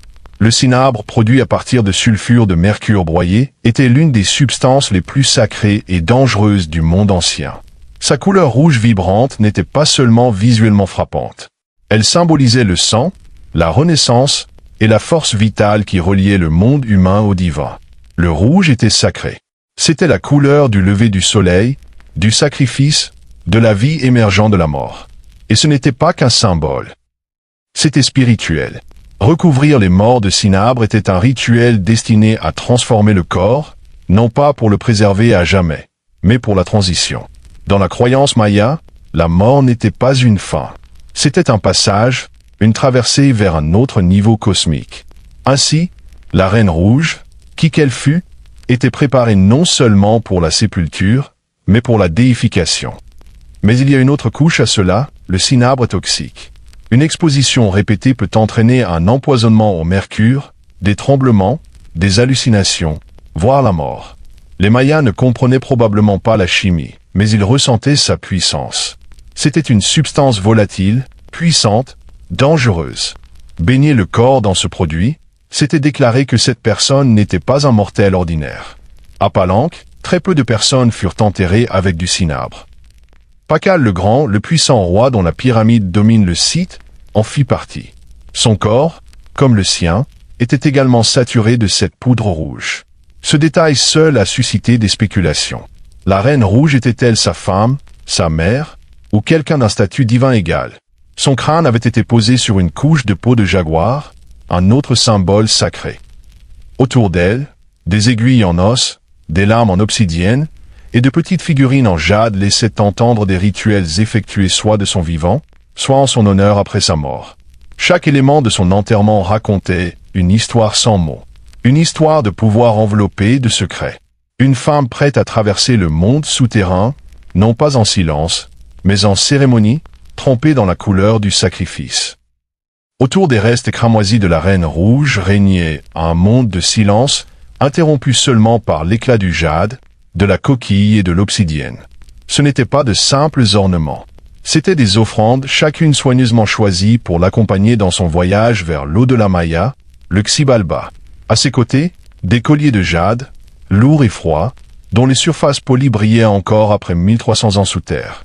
Le jade n'était pas qu'un matériau beau. Il était sacré. Les Mayas le considéraient comme un symbole de vie éternelle. Il représentait le vert du maïs, la vitalité de la jungle et le souffle des dieux. Seules les élites étaient enterrées avec du jade. Pour la Reine Rouge, il couvrait sa poitrine, ses poignets et ses oreilles, un signe clair qu'elle détenait en vie de l'influence, peut-être même la faveur divine. L'un des objets les plus saisissants était le masque funéraire en jade délicatement posé sur son visage. Contrairement au masque mortuaire en or d'Égypte, celui-ci était subtil, construit de dizaines de petites tesselles de mosaïques agencées pour imiter les contours de son crâne. Le masque avait une fonction rituelle, protéger l'âme, préserver l'identité et la présenter comme divine aux yeux des dieux. Éparpillés près de ses os se trouvaient des aiguilles en os, des lames en obsidienne et des artefacts en coquillage. Ces objets pouvaient avoir servi lors de rituels ou symboliser son statut de prêtresse, guérisseuse ou matriarche royale. Une épingle en os était gravée, discrètement, mais avec intention. Un petit écho de sa voix perdu dans le temps. À ses pieds et le long des bords de la tombe se trouvaient des vases en céramique, encore scellés, probablement remplis autrefois d'offrandes, nourriture, boissons, ou en sang pour nourrir son esprit après la mort. Les Mayas croyaient que l'au-delà était un voyage, dangereux, en plusieurs étapes, rempli de défis. Ces objets n'étaient pas des luxes. Ils étaient des nécessités. Aux yeux modernes, la tombe paraît intime, pas surchargée, mais délibérée. Il n'y avait pas d'or, pas de chars, pas de pompe, seulement des objets choisis avec un poids spirituel. C'était une carte pour l'âme. À travers ces trésors, on entrevoit comment les Mayas comprenaient la mort non pas comme une fin, mais comme une transition de pouvoir. La Reine Rouge n'avait pas été enterrée pour être oubliée. Elle était préparée à s'élever.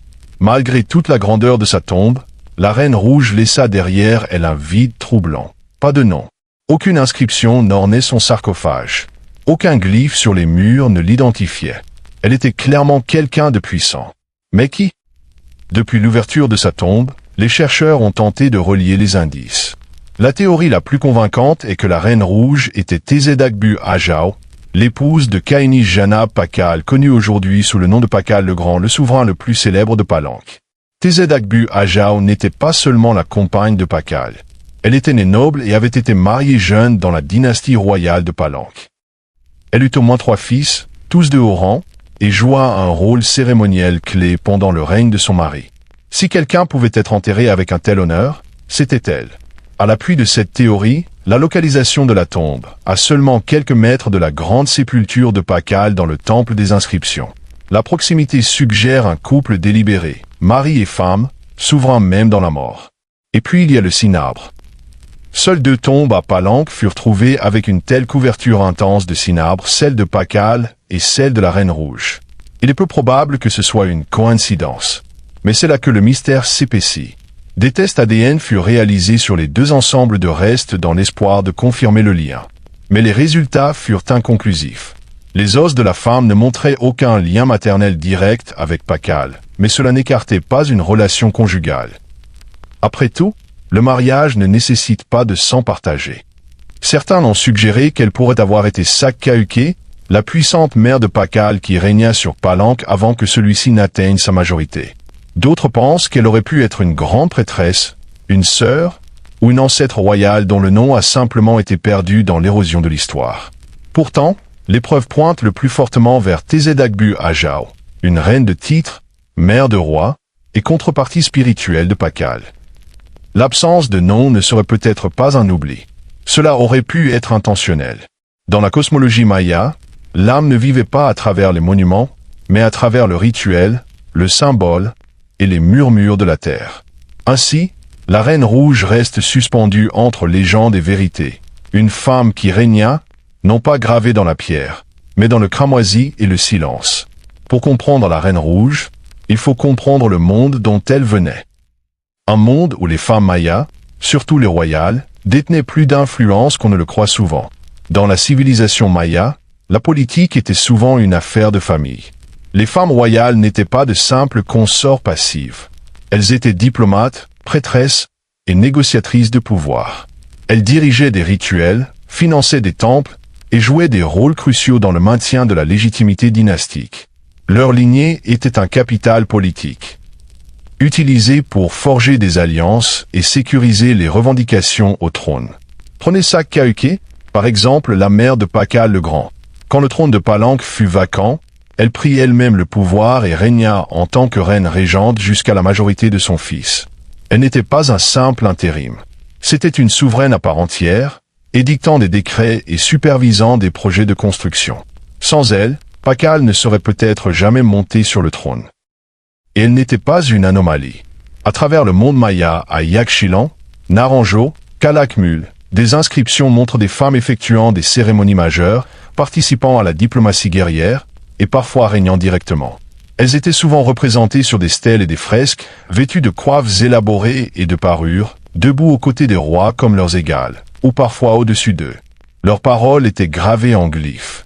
Leurs noms étaient mémorisés. Jusqu'à ce qu'ils ne le soient plus.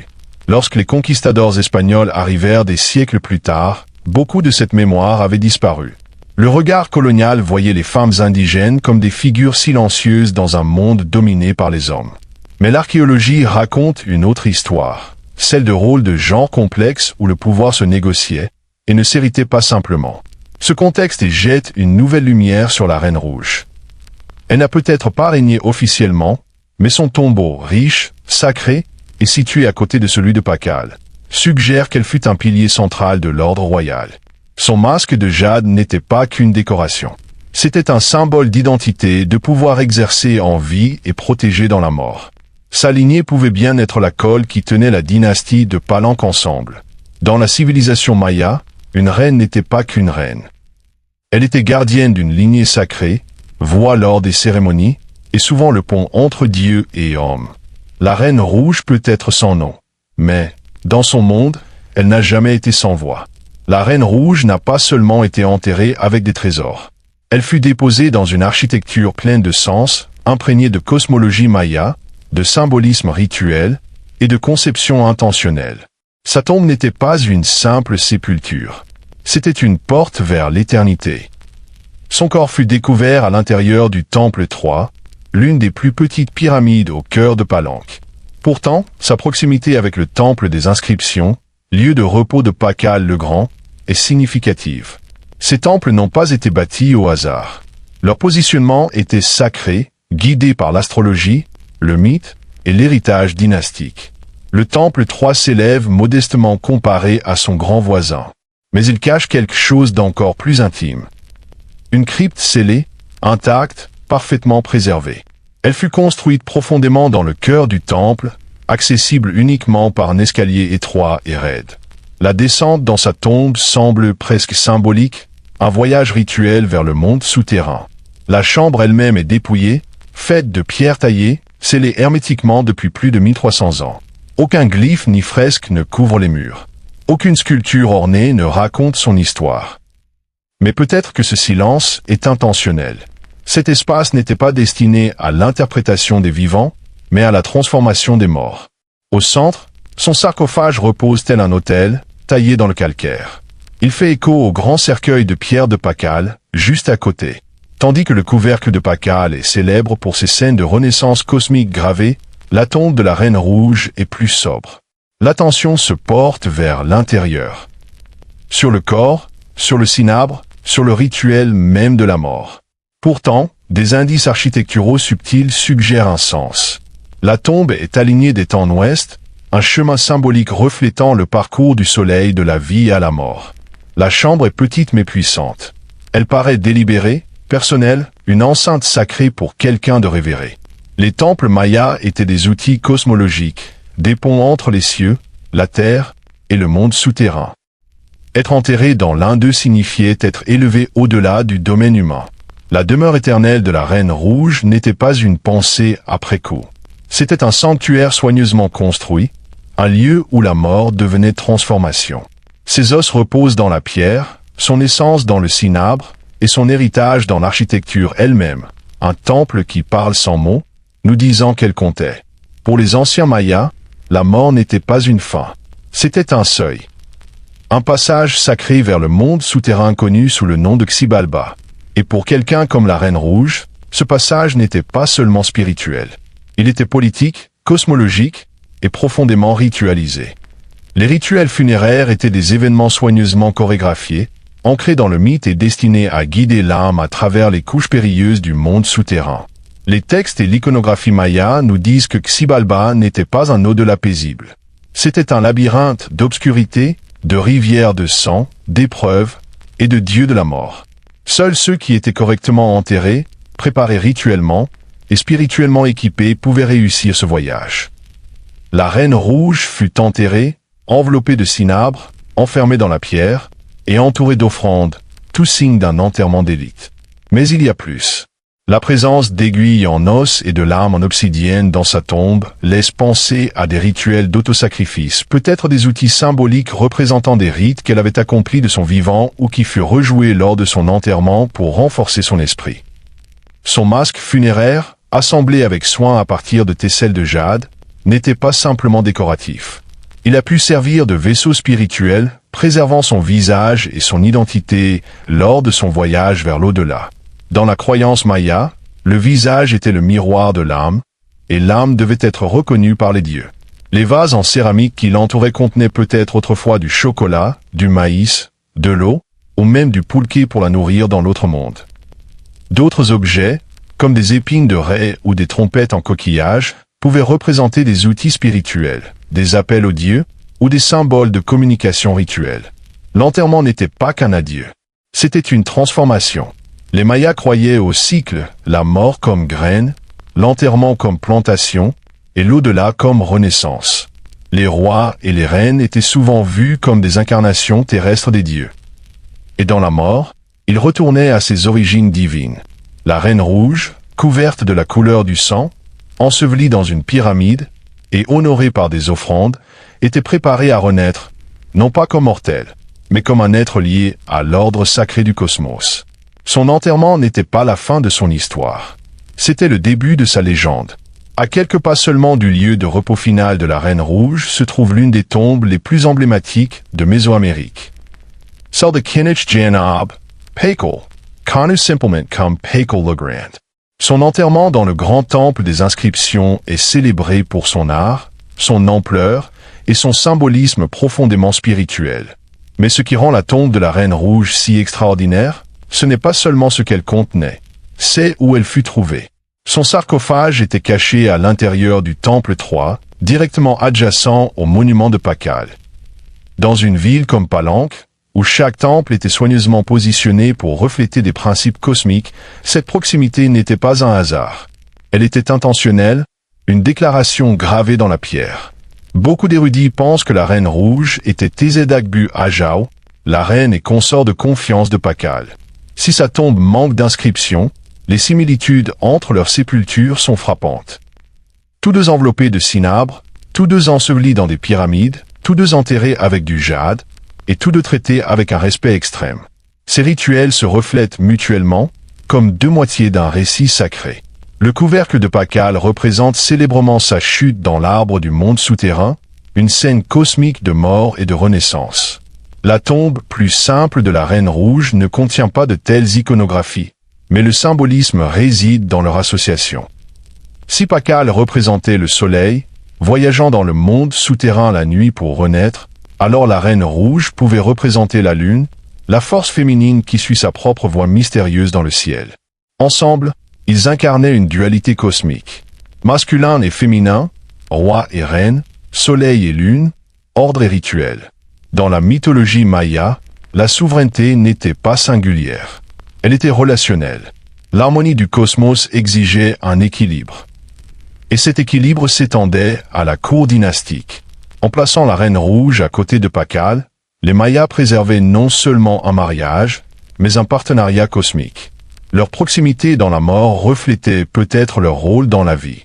Une reine non pas derrière, mais aux côtés de son roi, partageant non seulement un trône, mais un héritage. Dans leur tombe, ils parlent sans mots. Deux âmes enveloppées de cinabre et de pierre, unies à travers l'éternité. L'un des silences les plus sacrés de l'histoire.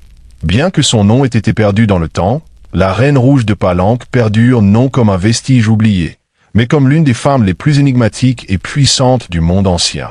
Sa tombe, scellée depuis plus de 1300 ans, murmure à travers les siècles, invitant à des questions qui résonnent de plus en plus fort à chaque découverte. Elle représente un mystère qui résiste encore à une compréhension complète. Nous ne saurons peut-être jamais exactement qui elle était. Aucun glyphe n'a gravé son nom. Aucune stèle n'a raconté son histoire. Et pourtant, le soin apporté à son enterrement, la richesse de ses offrandes, le symbolisme de ses os trempés de cramoisi, tout parle d'une femme d'une importance profonde. Pas seulement comme épouse ou consort, mais comme quelqu'un qui détenait une véritable influence, un poids spirituel et du sang royal. Aujourd'hui, la Reine Rouge nous oblige à réévaluer nos présupposés. Elle nous rappelle que dans le monde maya ancien, les femmes n'étaient pas silencieuses. Elles dirigeaient les rituels, gouvernaient des cités et façonnaient des dynasties. Tandis que les rois comme Pakal ont longtemps occupé le devant de la scène, la réapparition de la Reine Rouge nous rappelle que le pouvoir n'appartenait pas qu'aux hommes. Il passait par les mères, les reines, les prêtresses et les visionnaires. Son héritage dépasse les trésors qu'elle a laissés. C'est la conversation qu'elle a lancée parmi archéologues, historiens, artistes et conteurs. Chaque perle de jade, chaque couche de cinabre, chaque choix architectural dans le temple 3 nous dit quelque chose de délibéré. Cette femme comptait. Et peut-être est-ce là la part la plus extraordinaire de son histoire. Pas ce que nous savons, mais ce que nous ne savons pas encore. La Reine Rouge nous enseigne que l'histoire n'est pas seulement un recueil de faits. C'est un puzzle vivant, un désir humain partagé de se connecter au passé. En ce sens, son héritage est encore en train de se déployer. Elle repose enveloppée de rouge, la couleur de la vie et du sacrifice, du sang et de la renaissance. Son visage, autrefois caché derrière un masque de jade, nous regarde désormais à travers la science, l'art et l'émerveillement. Elle reste sans nom, mais pas sans voix. Mystérieuse, mais pas oubliée. La Reine Rouge a peut-être régné sur un royaume de son vivant, mais dans la mort, elle gouverne quelque chose de plus grand, notre imagination. Sa tombe fut scellée dans la pierre. Son histoire fut écrite dans le silence. Et pourtant, d'une manière ou d'une autre, elle parle. Frida Kahlo est née le 6 juillet 1907 dans le quartier vibrant de Coyoacán, alors village en périphérie de Mexico. Sa maison d'enfance, la Casa Azul. La Maison Bleue était remplie de couleurs, de contradictions et d'une force tranquille. Elle deviendra plus tard un sanctuaire, un champ de bataille et un musée dédié à l'une des artistes les plus emblématiques du XXe siècle. Frida était la troisième de 4 filles, née de Guillermo Kahlo, photographe germano-hongrois, et de Mathilde Calderón, catholique fervente d'ascendance indigène espagnole. Ses parents étaient des opposés, Guillermo, réservé et intellectuel. Mathilde, religieuse et distante émotionnellement. Frida hérita de l'introspection et du regard artistique de son père, mais aussi de la résilience farouche de sa mère. Enfant, Frida était imaginative, franche et audacieuse. Elle lisait avec voracité et posait des questions que la plupart des adultes préféraient éviter. Mais à 6 ans, elle contracta la polio, qui laissa sa jambe droite plus fine et plus faible que l'autre. Une différence physique qu'elle tenta de masquer avec de longues jupes, mais qui ne limita jamais son esprit. La maladie la cloua au lit pendant des mois, l'isolant des autres enfants. Pendant cette période, elle se rapprocha de son père, qui l'encouragea à faire de l'exercice, à faire du vélo et à rester mentalement éveillée. Contrairement à la plupart des filles de son époque, Frida ne rêvait pas de devenir épouse ou femme au foyer. Son objectif était de devenir médecin. À 15 ans, elle s'inscrivit à la prestigieuse École nationale préparatoire de Mexico, l'une des rares filles acceptées. Là-bas, elle se distingua non seulement par son intelligence, mais aussi par son esprit rebelle, sa pensée radicale et son style unique. Elle rejoignit un groupe de jeunes intellectuels appelés les Cachuchas, qui débattaient philosophie, littérature et politique. Frida fut attirée par la Révolution, par des idées remettant en cause la tradition. Mais même à cette époque, avant l'accident de bus qui marquerait son corps et avant la célébrité qui définirait son héritage, Frida Kahlo se peignait déjà elle-même dans le monde avec des traits acérés, des idées sans compromis et une identité trop grande pour entrer dans les attentes des autres. Elle ne grandissait pas seulement à Coyoacán.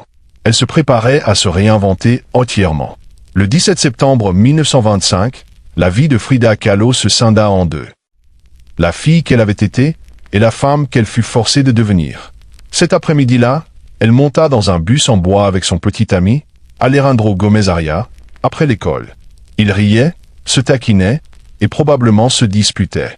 Frida ne faisait jamais rien à moitié. Mais quelques instants plus tard, le bus entra en collision avec un tramway, et en un instant, son avenir se déploya en douleur, métal et silence. L'accident fut horrible. Le tramway écrasa le bus contre un mur, éclatant le bois et projetant les passagers. Frida fut transpercée par une rampe en fer. Elle pénétra sa hanche gauche et ressortit par son bassin. Sa colonne vertébrale se fractura en 3 endroits. Sa jambe droite se brisa. Son pied se démit. Clavicule et côte furent cassées. Son épaule fut déboîtée. Son abdomen fut perforé. Elle n'avait que 18 ans. Un homme la couvrit d'un manteau emprunté. Quelqu'un remarqua que son corps scintillait, non pas de sang, mais de poudre d'or qu'elle portait dans une pochette. Elle avait explosé à l'impact, saupoudrant sa forme brisée d'une sorte de cendre brillante. Frida fut conduite à l'hôpital de la Croix-Rouge et subit de nombreuses opérations dans les mois qui suivirent. Elle passa des semaines dans un plâtre corporel, allongée sur le dos, immobile, tourmentée par des infections et l'incertitude. Le futur qu'elle imaginait, devenir médecin. s'éloignait un peu plus chaque jour. Mais dans ce silence, quelque chose commença à s'éveiller. Son père lui offrit des pinceaux. Sa mère installa un chevalet spécial suspendu au-dessus de son lit. Un miroir fut placé sur le ciel de lit pour qu'elle puisse se voir. Et là, allongée dans le plâtre et l'agonie, Frida commença à peindre. D'abord par ennui, puis par obsession. Ses premiers sujets furent son propre reflet, parce qu'elle n'avait que lui. Mais ce qui en émergea n'était pas de la vanité. C'était de la survie. L'accident l'avait brisé physiquement, mais il avait aussi ouvert une porte vers son esprit, son corps, et finalement vers le langage surréaliste de la douleur et de l'identité qui définirait son art. La fille qui voulait guérir les autres commença à se guérir elle-même, un coup de pinceau à la fois. Alors que Frida Kahlo gisait enfermée dans le plâtre et l'acier, un corps se battant à chaque respiration, elle commença à peindre. Ce qui débuta comme une thérapie devint vite un langage. Et ce langage était profondément personnel, brutalement honnête et souvent difficile à regarder, ce qui était précisément le but. Frida ne peignait pas de jolies fleurs ni de paysages polis. Elle peignait la douleur, sa douleur physique, émotionnelle et existentielle. Ses premiers sujets furent des autoportraits, non pas par vanité, mais parce que, comme elle le disait si bien, je me peins parce que je suis souvent seule, et parce que je suis le sujet que je connais le mieux. Ses premières œuvres étaient de petite taille, peintes sur des plaques de tôle ou de bois inspirées des retableaux mexicains, des peintures dévotionnelles destinées à raconter des histoires de souffrance et de miracles. Frida tourna cette tradition vers l'intérieur. Son corps devint la toile. Ses émotions devinrent l'autel. Elle se peignait fractionnée, transpercée, saignant. Dans un tableau, elle est transpercée de clous comme une martyre moderne. Dans un autre, elle flotte dans un paysage désolé, attachée à une colonne brisée, métaphore de sa colonne vertébrale fracturée. Elle se peignait en pleurs, fracturée, décapitée, nue, mais jamais passive. Toujours observatrice. Sa douleur n'était pas aseptisée. Elle peignait la laideur du trauma avec beauté, défi et même humour. Chaque œuvre était une reconquête de son corps, de son expérience et de son identité de femme dans un monde qui tentait souvent de la définir. Mais Frida ne racontait pas seulement son histoire.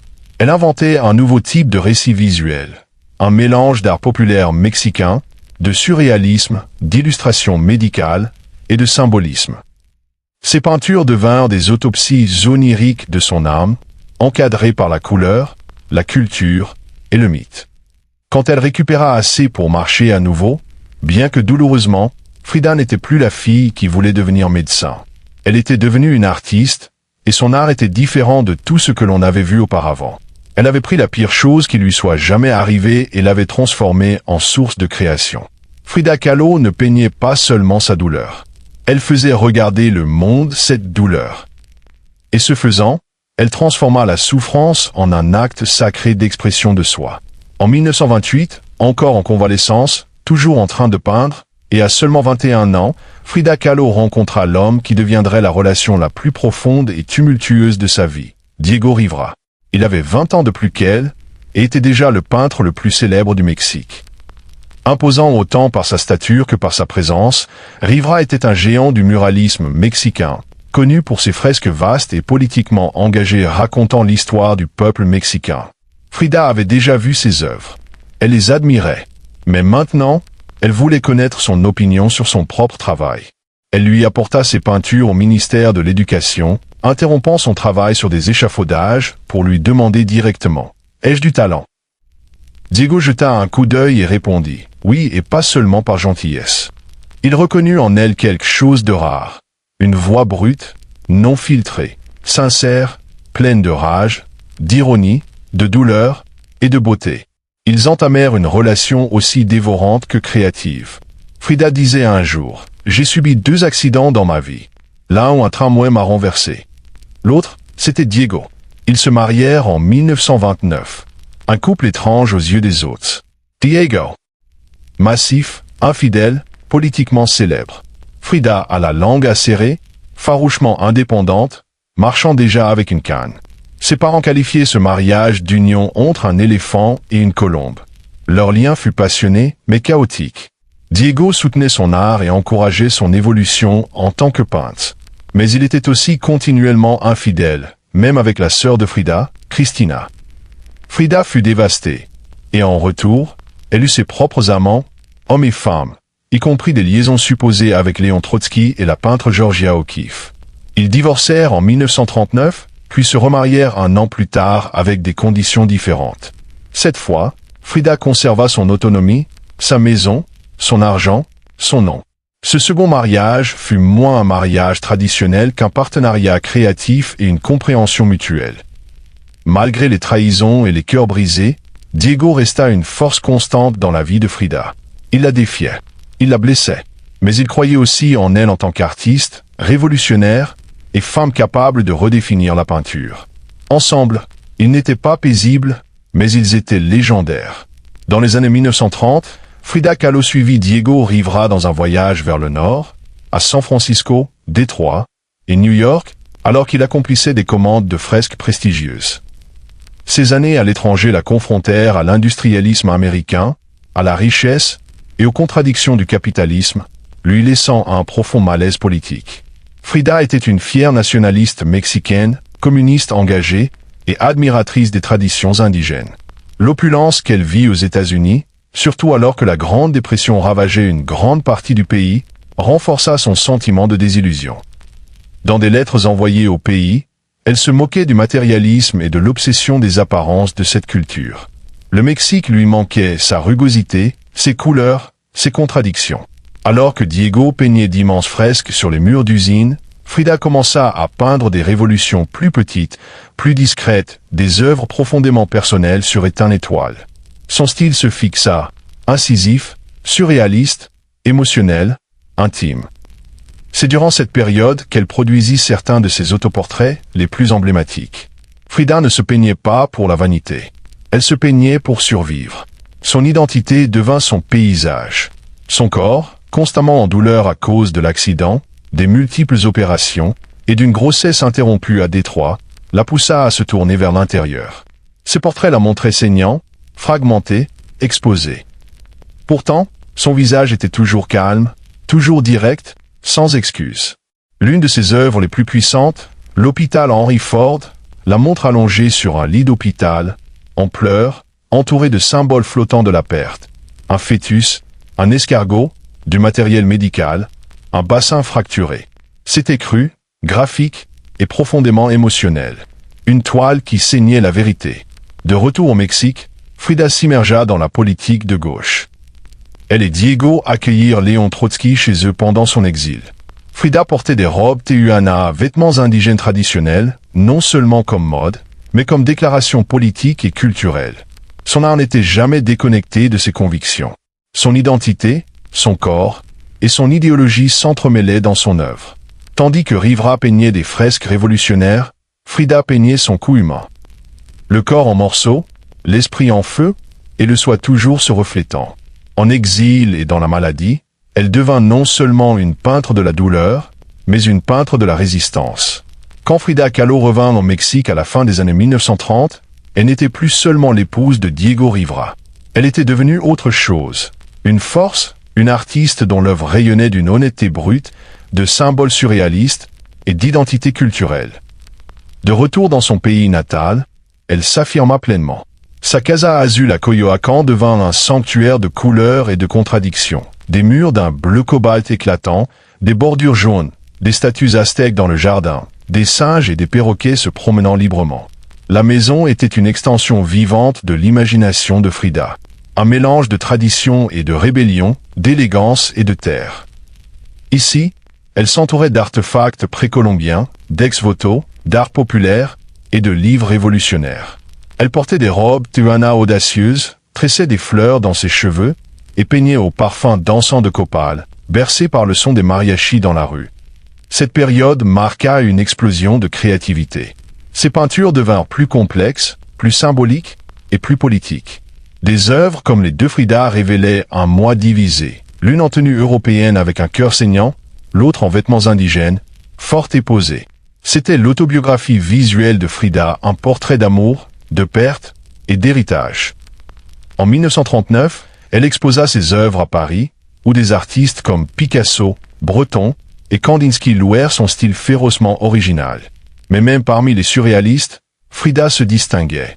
Quand André Breton tenta de la classer parmi eux, elle repoussa l'étiquette. Il pensait que j'étais une surréaliste, dit-elle. Mais je ne l'étais pas. Je n'ai jamais peint de rêve. J'ai peint ma propre réalité. Elle peignait le Mexique. Pas la version romantique de carte postale, mais le pays vivant et vibrant qu'elle adorait. Son œuvre battait au rythme des symboles, squelettes, colibris, cœurs, épines, maïs et sang. Elle honorait les racines indigènes de sa patrie tout en dévoilant la violence de son passé et de son présent. Mais alors que sa voix artistique devenait plus forte, sa santé continuait de décliner. Multiples opérations, infections et douleurs chroniques devinrent son quotidien. Pourtant, elle peignait à travers tout cela, appuyée au lit, le torse serré dans des corsets, les doigts agrippant le pinceau. Frida était revenue au Mexique non pour se reposer, mais pour reprendre son pouvoir par la peinture, par la politique et par son embrassement sans peur de soi-même. Au fil des années 1940, le corps de Frida Kahlo continua à la trahir. Sa colonne vertébrale se détériorait. Sa jambe droite était constamment infectée. Elle subit plus de 30 opérations dans sa vie, souvent dans une succession éprouvante. Parfois, elle resta alitée pendant des mois, enfermée dans des plâtres ou immobilisée par des appareils de traction qui étiraient ses os. Mais elle peignait toujours. Chaque toile de ces années fut à la fois un exutoire et un acte de résistance. Ses œuvres devinrent plus sombres, plus défiantes. Elle peignait avec une clarté aiguisée par la douleur, refusant de se cacher derrière la métaphore. Dans la colonne brisée, elle se présente fendue en deux, le corps transpercé de clous, une colonne ionique fissurée remplaçant sa colonne vertébrale. Pourtant, son visage est stoïque, son regard inflexible. La douleur pour Frida n'était plus seulement un sujet. Elle était sa compagne, son antagoniste, sa muse. Sa voix politique devint aussi plus forte. Elle rejoignit le Parti communiste mexicain, participa à des manifestations, écrivit des lettres enflammées et dénonça l'impérialisme et l'injustice. Quand sa santé ne lui permit plus de marcher, elle apparut aux manifestations en fauteuil roulant, brandissant fièrement des pancartes et criant des slogans. En 1953, Frida eut sa première exposition personnelle au Mexique, une célébration tardive de son art. Mais sa santé était si fragile que les médecins lui conseillèrent de ne pas y assister. Alors elle fit ce que seule Frida aurait fait. Elle arriva en ambulance, portée sur une civière, et fut placée au centre de la galerie sur son lit d'hôpital. Vêtue de ses habits traditionnels, entourée de ses propres œuvres, elle accueillit les invités avec de la tequila, des rires, et ce feu qui brûlait toujours dans ses yeux. Ses dernières peintures furent à la fois enfantines et poignantes. Dans le marxisme donnera la santé aux malades, elle se peint portant un corset en acier, bercée par les mains de Marx, rejetant les symboles de l'oppression. Sa dernière œuvre connue fut une nature morte de tranches de pastèque, l'une portant les mots « Viva la vida »,« Vive la vie ». Même face à la mort, elle resta défiante, joyeuse et politique. Les derniers portraits de Frida Kahlo n'étaient pas seulement des autoportraits.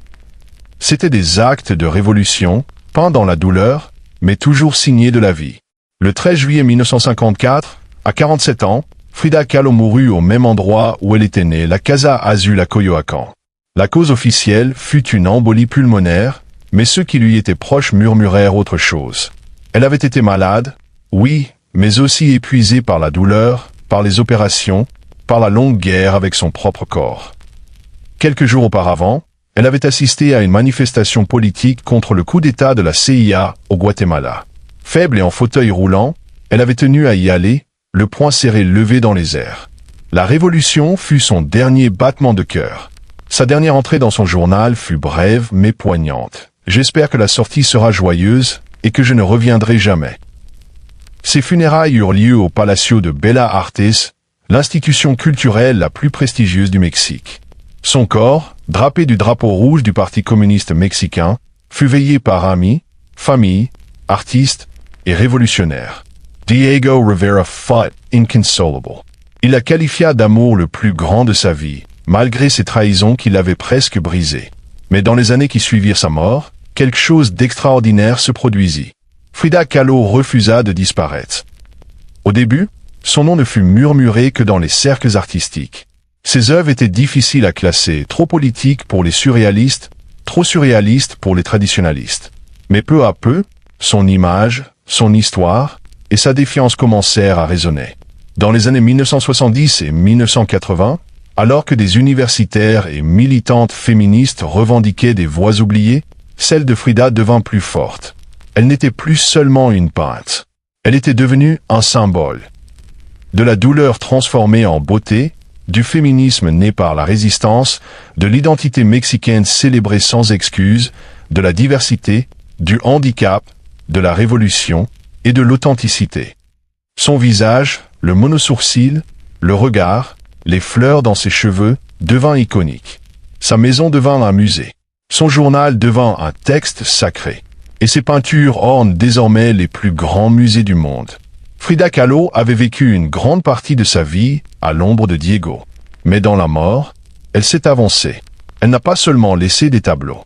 Elle a laissé un miroir et nous a tous défiés de regarder. Pas avec pitié, pas avec peur, mais avec feu.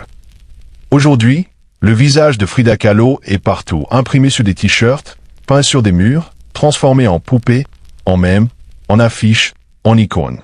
Son monosourcil distinctif, ses cheveux ornés de fleurs, son regard direct, tous instantanément reconnaissables. Mais ce qui rend son héritage puissant, ce n'est pas seulement que les gens connaissent son visage. C'est qu'ils reconnaissent la vérité qui se cache derrière. Frida n'a jamais essayé d'être parfaite.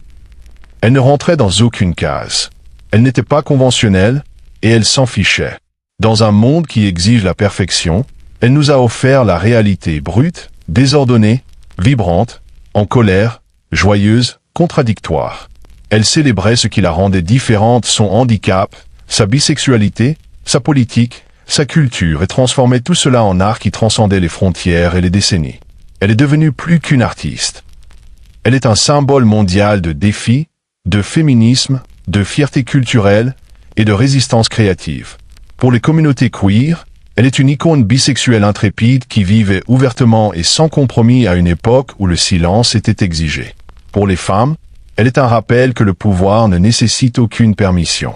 Pour les artistes en situation de handicap, elle est la preuve que la douleur peut alimenter le pinceau, pas l'arrêter. Et pour le Mexique, elle est une fille retrouvée féroce, folklorique, et à jamais partie intégrante de l'âme nationale. Ses peintures, autrefois rejetées comme trop étranges ou trop personnelles, figurent désormais parmi les plus vénérées au monde. Des œuvres comme les deux Frida, autoportraits au collier d'épines et colibri, et la colonne brisée ne sont pas seulement vues. Elles sont profondément ressenties par quiconque a souffert et a eu besoin de transformer cette souffrance en quelque chose de sacré. Elle vivait en marge et transforma ces marges en scène centrale. Elle embrassait la contradiction, une communiste qui portait de l'or, une femme trahie qui aimait encore, un corps en morceaux avec une âme incassable. Et à travers tout cela, elle peignait, non seulement avec des couleurs, mais avec conviction. Frida Kahlo n'a jamais demandé à devenir un symbole. Elle a simplement dit la vérité sur elle-même. Et ce faisant, elle a dit la vérité pour des millions d'autres qui ne s'étaient jamais vus reflétés dans l'art auparavant. Maintenant, quand nous voyons son visage, nous voyons le courage. Nous voyons la couleur. Nous voyons la résistance. Nous voyons Frida, pas partie, mais immortelle.